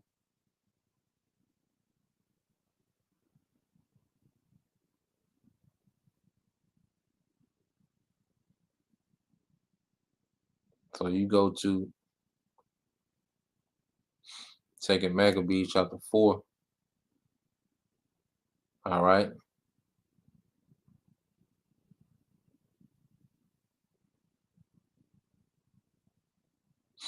Second Maccabees 4 and 7 says, but after the death of Seleucus, when Antiochus called Epiphanes, all right, took the kingdom, Jason, the brother of Onanias, labored underhand to be high priest, and Onanias was a righteous, priest. Okay, but his brother was wicked. He wanted to be the priest for the sake, because the priesthood during the time of the Greeks, okay, was like a political office. The high priest would represent Israel, within, geopolitical affairs. Okay. Even Alexander, in history is said that he interacted with the priesthood, all right, when he was conquering. And he pretty much allowed, Jake to continue to keep the law, to pretty much have, what they call like a religious sovereignty. Okay. So you had men that would want the priesthood, for the perks of, a political position. Okay. And that's why Yahweh Shah, when he came back, he was cussing out the leadership of Jake. Okay. Because you had the Maccabean revolt. It started because the priesthood was so corrupt to what Jake was offering swine on the altar, man. And Mattathias, the father of Judas, lost it. Okay. And that's where you get that revolt from. That's that remnant. They pretty much reserve, a righteous standard until the time of Yahweh Shah. Okay, because the Pharisees, you have to understand, the Pharisees were descendants of that Maccabean revolt. Those were the Levites and, Benjamin and Judites that descended from that Maccabean revolt. And they wanted to preserve, their law.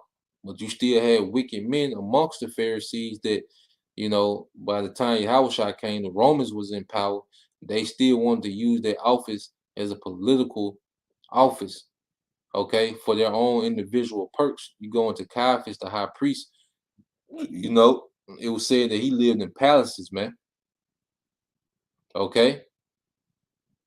And while Yahweh Shah came back cursing out the leadership, and we're going to get some accounts now. It says, Jason, the brother of Ananias, labored underhand to be high priest, promising unto the king by an intercession 303 score talents of silver, and about, it says, in another revenue 80 talents. So you had Jake trying to buy the high priest office. Okay, and it says, promising unto the king by intercession 300 talents of silver and another revenue 80 talents. Besides this, he promised to assign 150 more if he might have license to set up a place for exercise and for the training up of the youth and to the fashions of the heathens, okay, and to write them of Jerusalem by the name of Antiochians, okay. So he wanted to train up the youth in the fashions of the heathen, but he wanted to be high priest, showing you that okay, the leadership was off. And this is the southern kingdom. Okay? And it says, when the king had granted and had gotten into his own hand the rule, he forthwith brought his own nation to the Greekish fashion, man. Okay? And that's why you had those of the southern kingdom that was considered Greeks during the time of Yahushua, and and the apostles, the New Testament. Okay? So you had the split of the northern and southern kingdom, and then you had the split of the circumcision, those that remained, all right, under the law, okay, under a priesthood, and then you had those the uncircumcised who was likened to Greeks, man, because they went after, they were trained up in the ways of the heathen. So now you gotta fast forward to Yahushua. Yahushua came back, all right, to a shit show, man. Okay, so let's get Romans 3 and Romans 3:20. That's why no one, northern kingdom, southern kingdom, the circumcision, the uncircumcised, no one has room for boasting.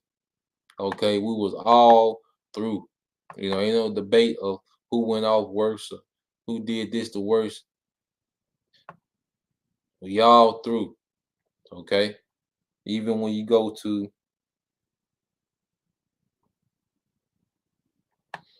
let's get this real quick, and then we'll start wrapping it up. Now we're gonna get into Yahushua. Let's get this dealing with the southern kingdom, okay? Because the southern kingdom will try to boast as if they was they were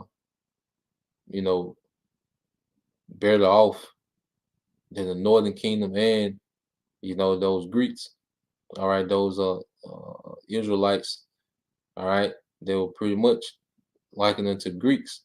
Now, when you go to St. John 19, because remember, the southern kingdom is guilty of what, how they handled Yahushua when he was there. Okay, who was coming back to clean everything up. Okay. Now this is St. John 19:1. It says, then Pilate therefore took Yahushua and scourged him, and the soldiers platted, all right, a crown of thorns and put it on his head, and they put on him a purple robe and said, Hail, King of the Jews, and they smote him with their hands. Pilate therefore went forth again and said unto them, Behold, I bring forth to you that ye may know that I found no fault in him. Then came Yahushua forth wearing the crown of thorns and the purple robe, and Pilate said unto them, Behold the man. When the chief priests therefore and the officers saw him, they cried out, Crucify him, crucify him. Pilate said unto them, Take ye him and crucify him, for I found no fault in him. Then Yahushua answered, We have a law. Then it said the Jews answered him, We have a law, and by our law he ought to die because he made himself the son of the Most High. And you see how they tried to weaponize the law. They wasn't sincere. Okay? They wasn't sincere. It says, when Pilate therefore heard that saying, he was the more afraid, and went again into the judgment hall and said to Yahushua, Whence art thou? It says, but Yahushua gave him no answer. Then said Pilate unto him, Speakest thou not unto me? Knowest that I have the power to crucify thee and the power to release thee? And that's when Pilate made himself guilty, because he said then that he had the power to crucify and release, no matter what the Jews said. Okay, no matter what Jake was talking about, the final decision was on him, but it was meant, all right, because Esau and these wicked niggas are responsible, okay, for the treatment of Yahushua. And then Yahushua was cleaning that mess up. So the Most High was doing so many things surrounding this crucifixion, man. Okay, that's why it was very heavy. And Yahushua had to go through with it, because there was a lot of things happening, man. People was getting condemned. Some Israelites was, being forgiven. Okay, Esau being condemned. Okay, there's a lot going on.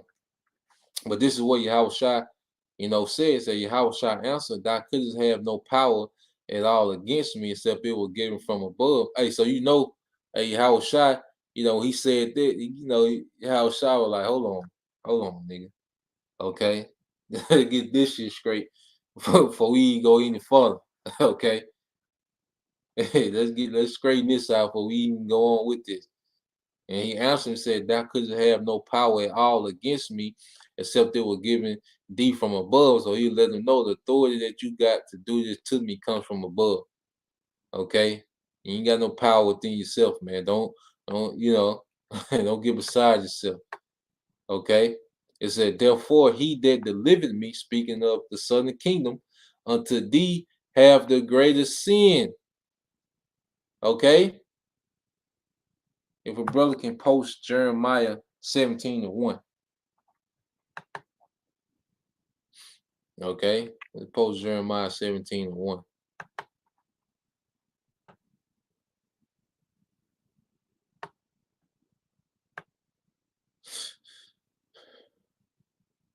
It says, verse 12 says, And from him, and thenceforth Pilate sought to release him, but the Jews cried out, If thou let this man go, thou art not Caesar's friend. Whosoever maketh himself a king speaketh against Caesar. So you had Jake siding with Caesar over Yahushua, man. Southern kingdom. Okay. So all the things that the northern kingdom was into, the idolatry and the wickedness and wilding out, Judah just as guilty, man. Wilding out. Southern kingdom just as guilty. They can't boast, okay, as if they had a better record, than the northern kingdom. Okay, no, we all through. Okay, when Pilate therefore heard that saying, he brought Yahushua forth and sat down in the judgment seat in the place that they call the pavement, but in Hebrew, Gabbatha, okay? And it was the preparation of the Passover, all right, and lamb, and about the 6th hour, and he said unto the Jews, Behold your king. But they cried out, away with him, crucify him. All right. Pilate said unto them, Shall I crucify your king? The chief priest answered, We have no king but Caesar, man. Okay. We have no king but Caesar. And then it was the southern kingdom that said, Let his blood be upon us and our children. Okay, Jeremiah 17:1. It said the sin of Judah. All right, this is from the brother Bayan Yasha. The sin of Judah is written with a pen of iron and with the point of a diamond. It is graven upon the table of their heart and upon the horns, okay, and upon the horns of your altar. Okay. So Judah has, the southern kingdom has a heavy sin on them, man. And that's why Yahushua, accepting that, when you submit to Yahushua, you're accepting that sacrifice, man. You're accepting that sacrifice that he made, and that's cover us, man. But without Yahushua, hey, and that's why we finna see Jacob trouble. That's why we see the Most High finna spaz out, man. All these accounts that we read, hey, like the brother said, all these. Let's get that, man. Okay. All these accounts, okay, that we read, Yahweh Shema Shah It's gonna require that, man. Okay, it's the brother our Lamb of War. Ecclesiastes 3:15 said that which have been is now, and that generation is back. They said crucify him, they back. Okay, and that which is to be have already been, and the Most High required that which is past, man. Okay, so hey, Jacob trouble is gonna be horrific, man. Okay, for Northern Kingdom, Southern Kingdom, for everybody that's not gathered unto Yahushua. Okay, everyone that's not gathered under that banner of Yahushua through faith and obedience. Hey, Most High gonna require everything that's past, man. Okay, now let's go from there and let's get this real quick. And this is why the Apostle Paul is making this statement. Okay, nobody has room to boast. No tribe, no, you know. I don't care if you third generation, knowing that you were Israelite, your granddaddy was in the temple, okay? Your great granddaddy was, with the testament keepers, okay? Nobody has room to boast. All right, we all need mercy, man. Okay.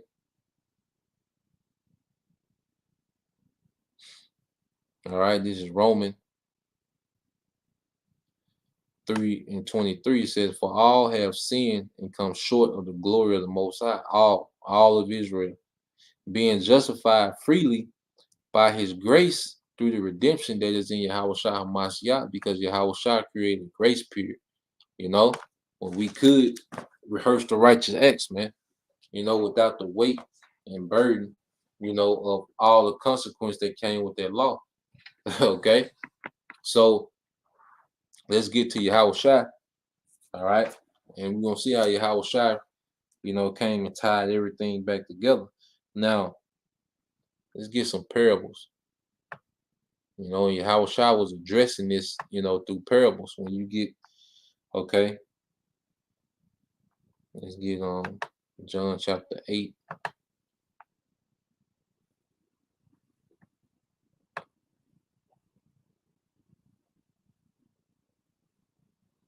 All right, this is St. John 8:1.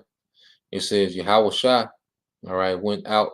It said went unto the Mount of Olives, and early in the morning he came again into the temple, and all the people came and sat down and taught them. And the scribes and the Pharisees brought unto him a woman taken in adultery. Okay, and when they had set her in the midst, they said unto him, Master, this woman was taken in adultery in the very act. Now Moses in the law commanded us that such should be stoned, but what sayest thou? This they said, tempting him, that they might have to accuse him. But Yahushua stooped down, and with his finger wrote on the ground, as though he heard them not. So when they continued asking him, he lifted up himself and said unto them, He that is without sin among you, let him cast, all right, let him first cast a stone at her. Okay? So he was writing their sins in the dirt. You see? Because they had that holy denial spirit. And then it says, verse 8, again, he stooped down and wrote on the ground, and they which heard it, being convicted by their own conscience, they were seeing their sins, okay, went out one by one, beginning at the eldest, because they've been alive the longest, so they probably had a hell of a record, okay, even unto the last, and Yahushua was left alone, and the woman standing in the midst. When Yahushua lifted up himself and saw no one but the woman, he said unto her, Woman, where are those thine accuser? Have no man condemned thee? Okay? So Yahushua was pretty much saying, look, everybody through. Yeah, even I got to atone for, he said, even Yahushua said there was only one good. Okay? So you can't, nobody can accuse this tribe or the uncircumcision. No one can accuse everybody through. Everybody needs to start over. It's a reset. Okay? She said, no man, O Lord. And Yahushua said unto her, neither do I condemn thee. Go and sin no more. But he still left conditions of what? Go sin no more. And adultery, the main adultery, all right, that plagued our people, spiritual adultery. Okay. And then Jake was off because if she was caught in the act of adultery, well, where the man was at? Because both of them supposed to be put to death. So why wasn't the man brought out? Okay. They were being hypocrites, man. Okay. They was being hypocrites, man. All right. So let's get another parable. And how Shah was addressing it, in these parables, man. Let's get Luke.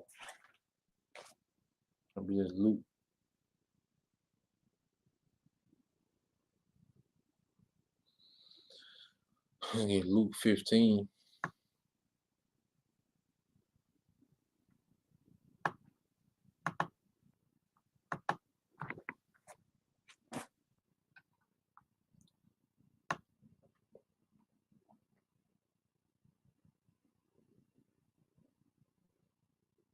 All right, Luke 15:1. It said, then drew near, all right, unto him all the publicans and sinners, all right, for to hear him.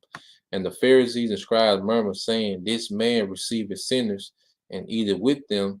And he spake this parable unto them, saying, what man of you having 100 sheep, if he lose one of them, doth not leave the 99 in the wilderness to go after that which is lost until he find it? Okay.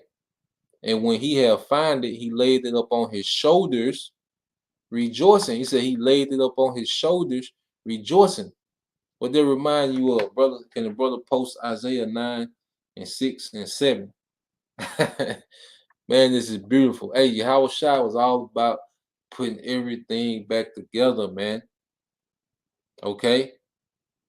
And he was like, well, I got to be the sacrifice to open this grace period. Because he understood, because he said one greater than Solomon is here.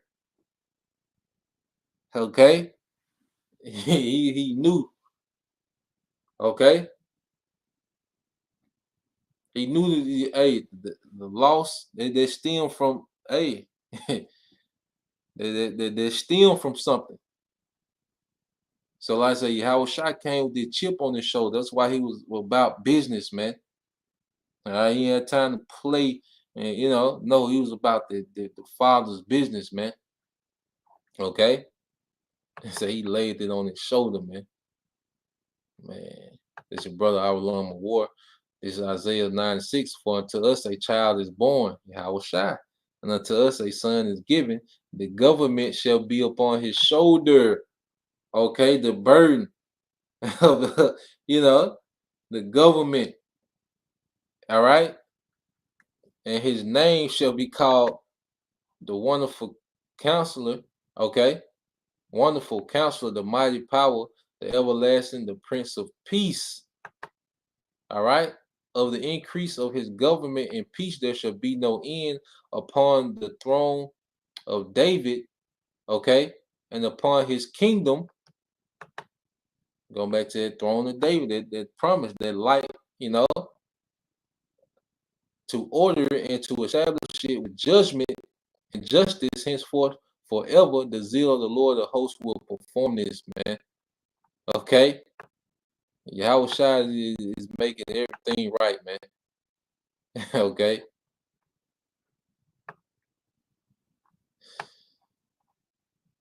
So let's go back to Luke. And it says, and when he cometh home, he calleth together his friends and neighbors, saying unto them, rejoice with me, for I have found my sheep which was lost. I say unto you that likewise joy shall be in heaven over one sinner that repenteth, more than 199 just person which need no repentance, man. Okay? Because it's great. All right. It's a great thing for our people to uphold, the standard, okay, and be in order. But what about those that are lost? Okay, they have to be brought back in. This is what this thing is for, bringing those in that are lost. Okay, it says, either what woman having 10 pieces of silver, okay, if she lose one piece, okay, and it's in the spirit because remember the 10 tribes was given to Jeroboam, okay. If she lose one piece, doth not light a candle. Who's that candle? That light, Yahweh Shai, and sweep the house and seek diligently till she find it.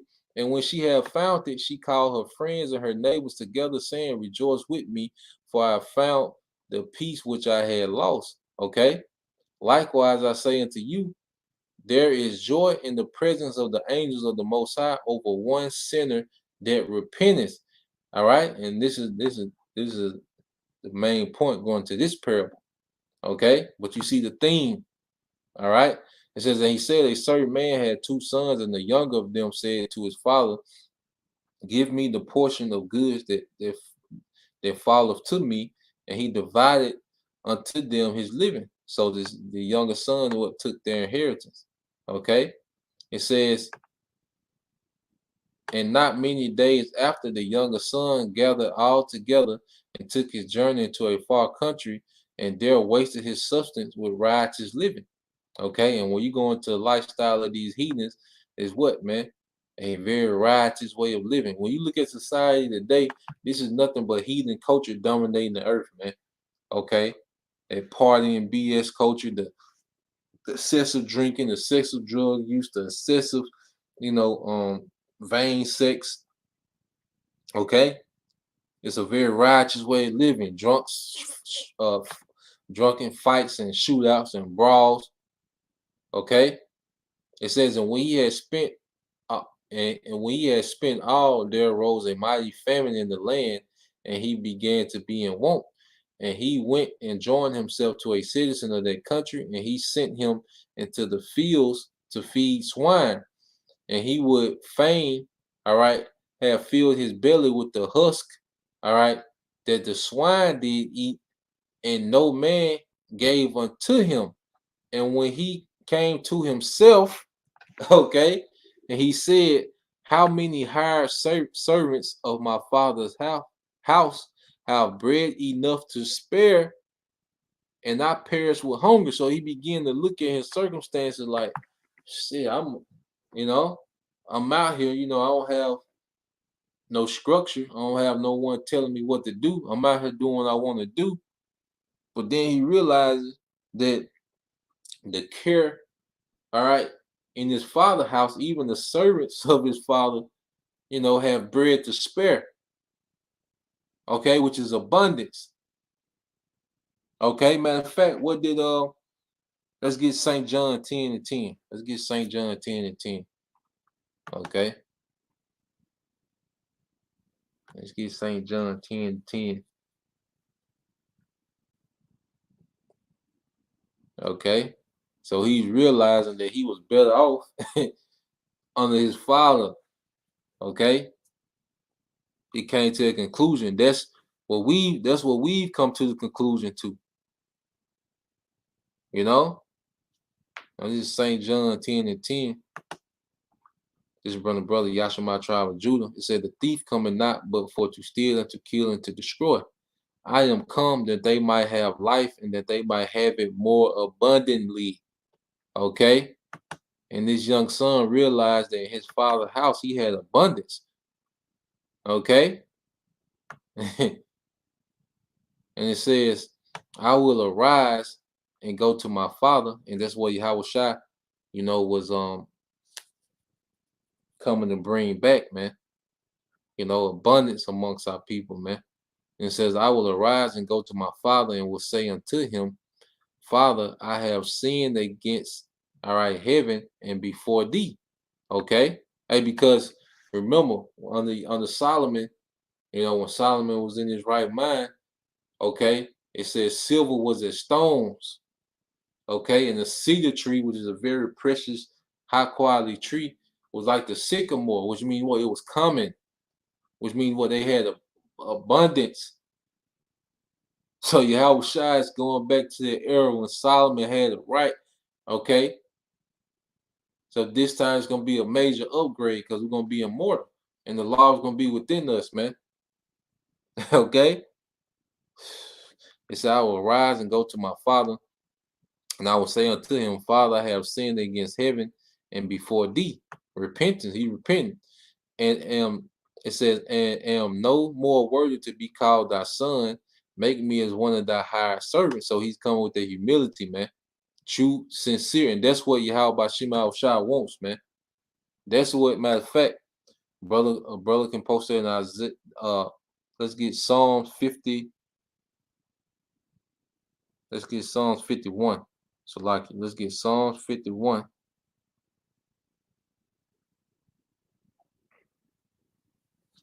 Let's get Psalms 51, verse 16 and 17. Matter of fact, let's get Psalms 51, verses 16 through 19. We'll read, okay, the rest of it. We read that, the end of the whole chapter. Psalms 51, verses 16 through 19. Okay. So this is brother Awalam of War 777. This is Psalm 51 and 16. It says, For thou desires not sacrifice. Remember, Jake ran the sacrifice to the ground. It wasn't sincere. Else would I give it. Thou delightest not in burnt offering. Okay. Now remember, this was a prayer of King David after he committed, adultery. Okay. It said the sacrifices of the Most High are a broken spirit, a broken and a contrite heart, O power, thou would not despise. And we're seeing in this parable, okay, that this son has a broken and contrite heart. He like, I ain't even worthy to be a son. Just let me be a servant. You see that? It says, do good, okay, do good in thy good pleasures unto Zion. Build, it's like I skipped 17.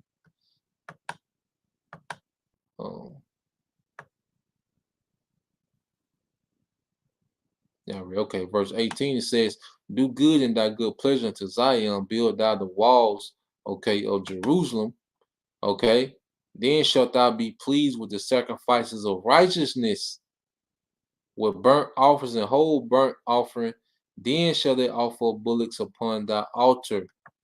Okay, you see that?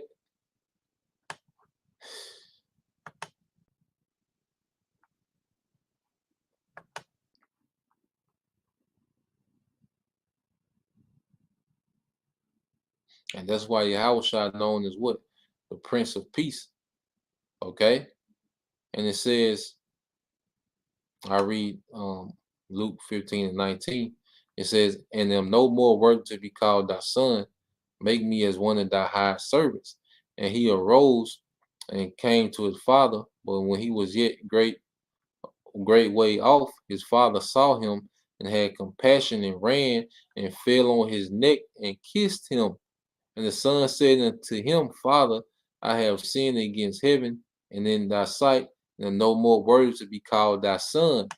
But the father said to his servant, bring forth the best robe and put it on him, and put a ring on his hands and shoes on his feet, man. Come on, man.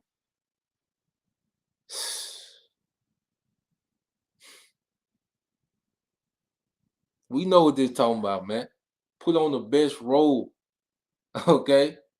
Bring the best robe. Put this, my son. He done came back. Put the best robe on him. Put a ring on his hands, shoes on his feet, man. You see that?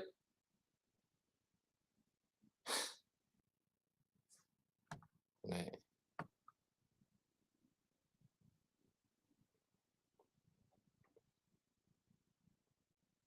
Decking us out, man. Okay, and well, it begins with repentance, man. We're gonna be decked out, man. Now listen to this. And bring hither the fatted calf and kill it, and let us eat and be merry. Okay, for this is my son, was dead and is alive again.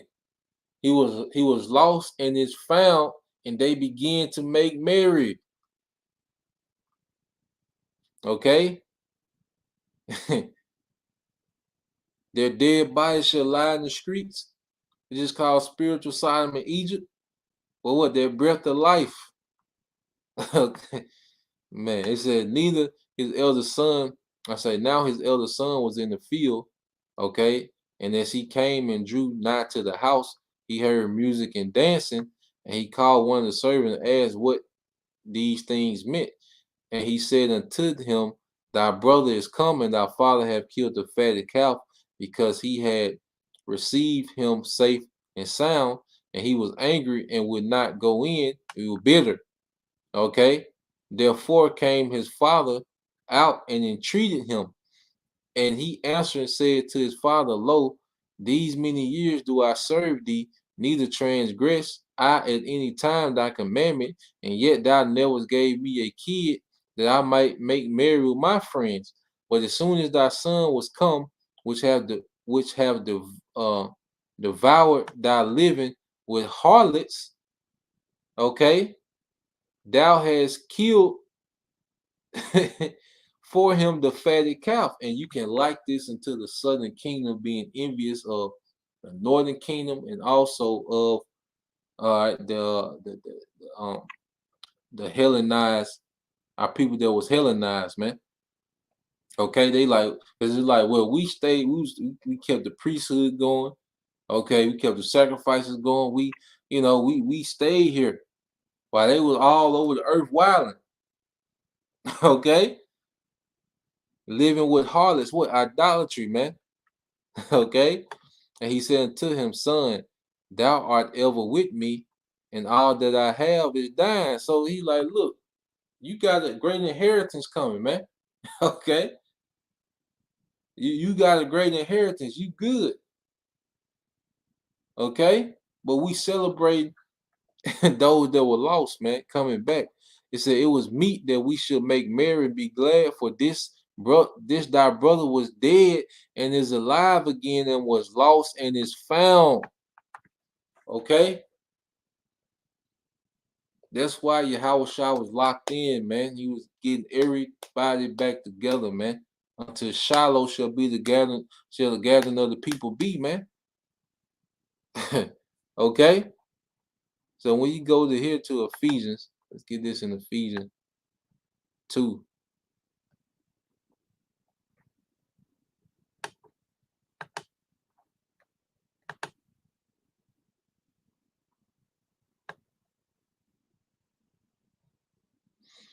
This is Ephesians 2 and 11. It says, wherefore remember that ye being in time past Gentiles in the flesh, okay, who are called uncircumcision by those which is called the circumcision in the flesh made by hands, that at that time you were without Yahweh Shah, being aliens from the commonwealth of Israel, that inheritance, and strangers from the covenants of promise, having no hope, and without the Most High in the world. Okay, but now in Yahweh Shah Hamashiach, you have ye who were sometimes far off are made nigh by the blood of Yahweh Shai. Let you know it's only talking about Israelites, man, because of the history of the split, the history of our people being Hellenized. Okay, but through Yahweh Shai, everything is being tied back together, man. Okay, that's standard. You see? And it said, for he is our peace. Remember, that Prince of Peace. Okay, peace between the tribes, and peace between the tribes and the Heavenly Father is through Yahweh Shai, who have made both one, and have broken down the middle wall of partition between us, having abolished in the flesh the enmity, even the law of commandments contained in ordinances, for to make in himself of twain one new man, so making peace. Okay, twain, which is two. No more northern and southern kingdom. Everyone is being gathered under the banner of Yahweh Shah. The enmity. Okay. It says, and that he might reconcile both. Okay. No more circumcision, uncircumcision. Okay. All these divisions and separations, he's reconciling. It said both unto the Most High in one body by the cross, having slain the enmity thereof, man. His sacrifice, it killed that enmity, okay, between northern and southern, the circumcision and uncircumcision. That's why you have today, what do you have? Multiple tribes, northern and southern kingdom brothers standing together on the front line of this spiritual war. Okay? And it says, and came and preached peace to you which were afar off, and to them which were nigh. Okay? Those that were in the land, there was, Yahushua is in the midst of them. And the apostle, which mean what? Sent forth. They were sent to those that were far off, man. Okay? It said, for through him we both have access by one spirit unto the Father. Okay? Now, therefore, you are no more strangers and foreigners, but fellow citizens with the saints and of the household of the Most High. Okay? And are built upon the foundation of the apostles and prophets, Yahushua himself being the chief cornerstone. Okay, in whom all the building fitly framed together growth unto a holy temple unto the Lord. Okay, in whom ye are built together for an habitation of the Most High through the Spirit, man. Okay, all the tribes coming together with Yahushua being that chief cornerstone, man. Okay, now let's end it here. See that those, that. Let's get Ezekiel.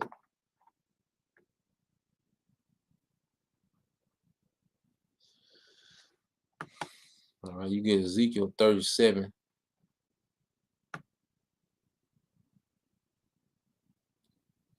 And this is why the chart. See, brothers, what we're doing, you brothers that go to camp, hey, we're part of something major, okay, that's happening. Okay. Now, this is Ezekiel 37:15 said, the word of the Lord, Yahweh Shemashai, came again unto me, saying, moreover, thou son of man, take thee one stick and write upon it for Judah, okay, the southern kingdom, and for the children of Israel of his companions. Then take another stick and write upon it for Joseph, the stick of Ephraim, okay, and for all the house of the Israel and his companions, all 12 tribes. Okay, that's the sign that you see at camp. Okay, that's their stick.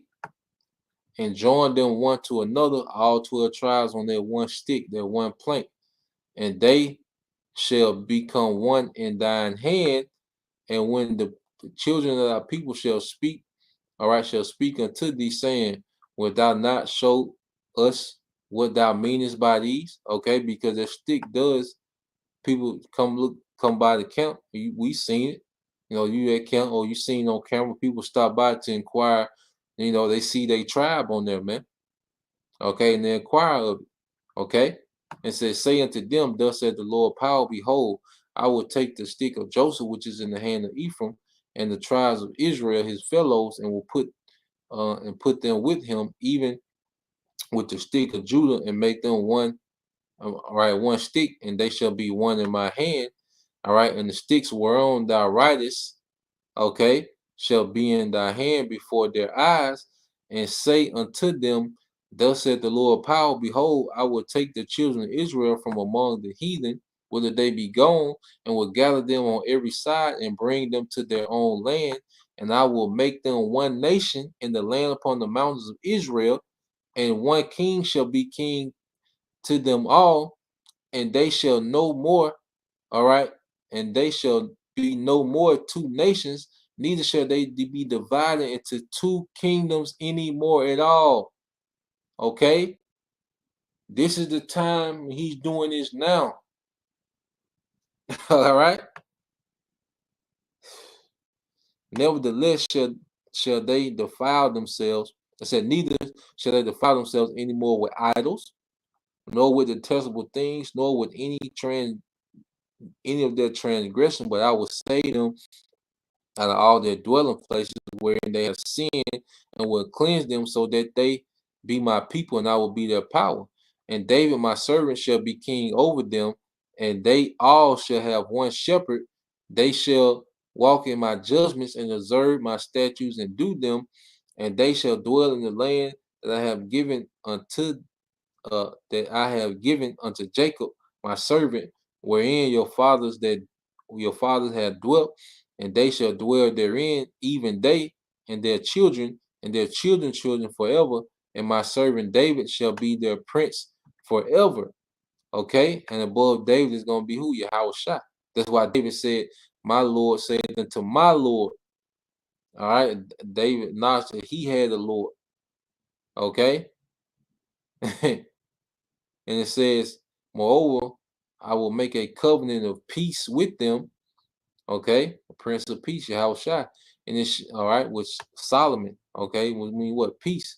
It shall be an everlasting covenant with them, and I will place them and multiply them, and will sanctify.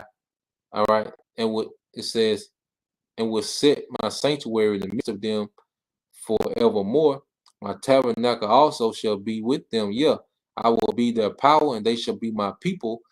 And the heathen shall know that I, the Lord Yahweh Bashim Al-Shai, do sanctify Israel, when my sanctuary shall be in the midst of them forevermore. Okay?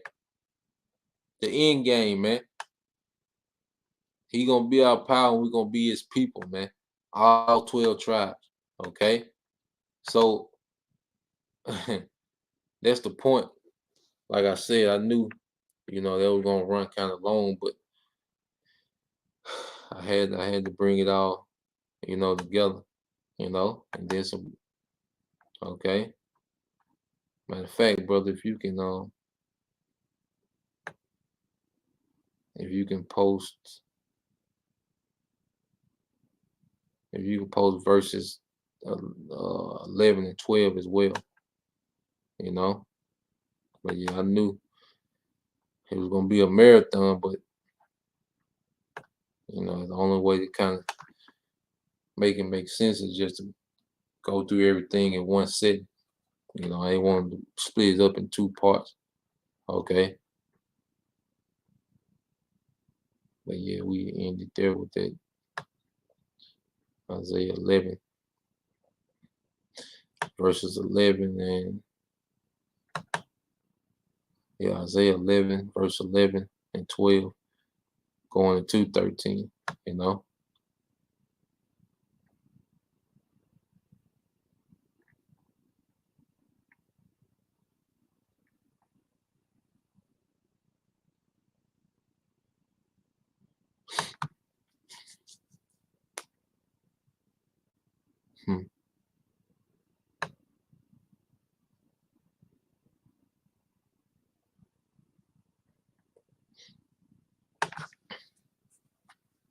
Let me read it.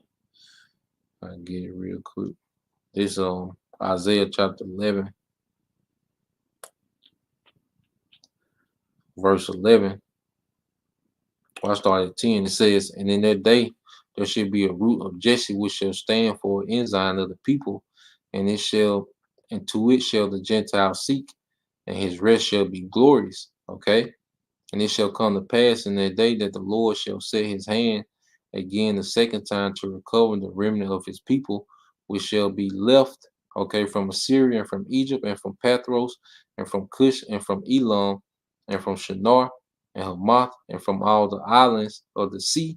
And he shall set up an ensign for the nations, and shall assemble the outcasts of Israel, and gather the dispersed of Judah from the four corners of the earth. Okay. Then the envy also of Ephraim shall depart, and the adversaries of Judah shall be cut off. Ephraim shall not envy Judah, and Judah shall not vex Ephraim, man. Okay? No more 2 nations, man. All on one accord. It's going to be all in righteousness, man. So that's the point. Till next time I say Shalom. Kwam Yashala, Abab Abal, DTA soon, Shalom. And if there's any questions, anything that you want expounded on more, just, leave a question, on the comment board. We can get into it. But Lord will, you brothers and your futures are edified. Shalom.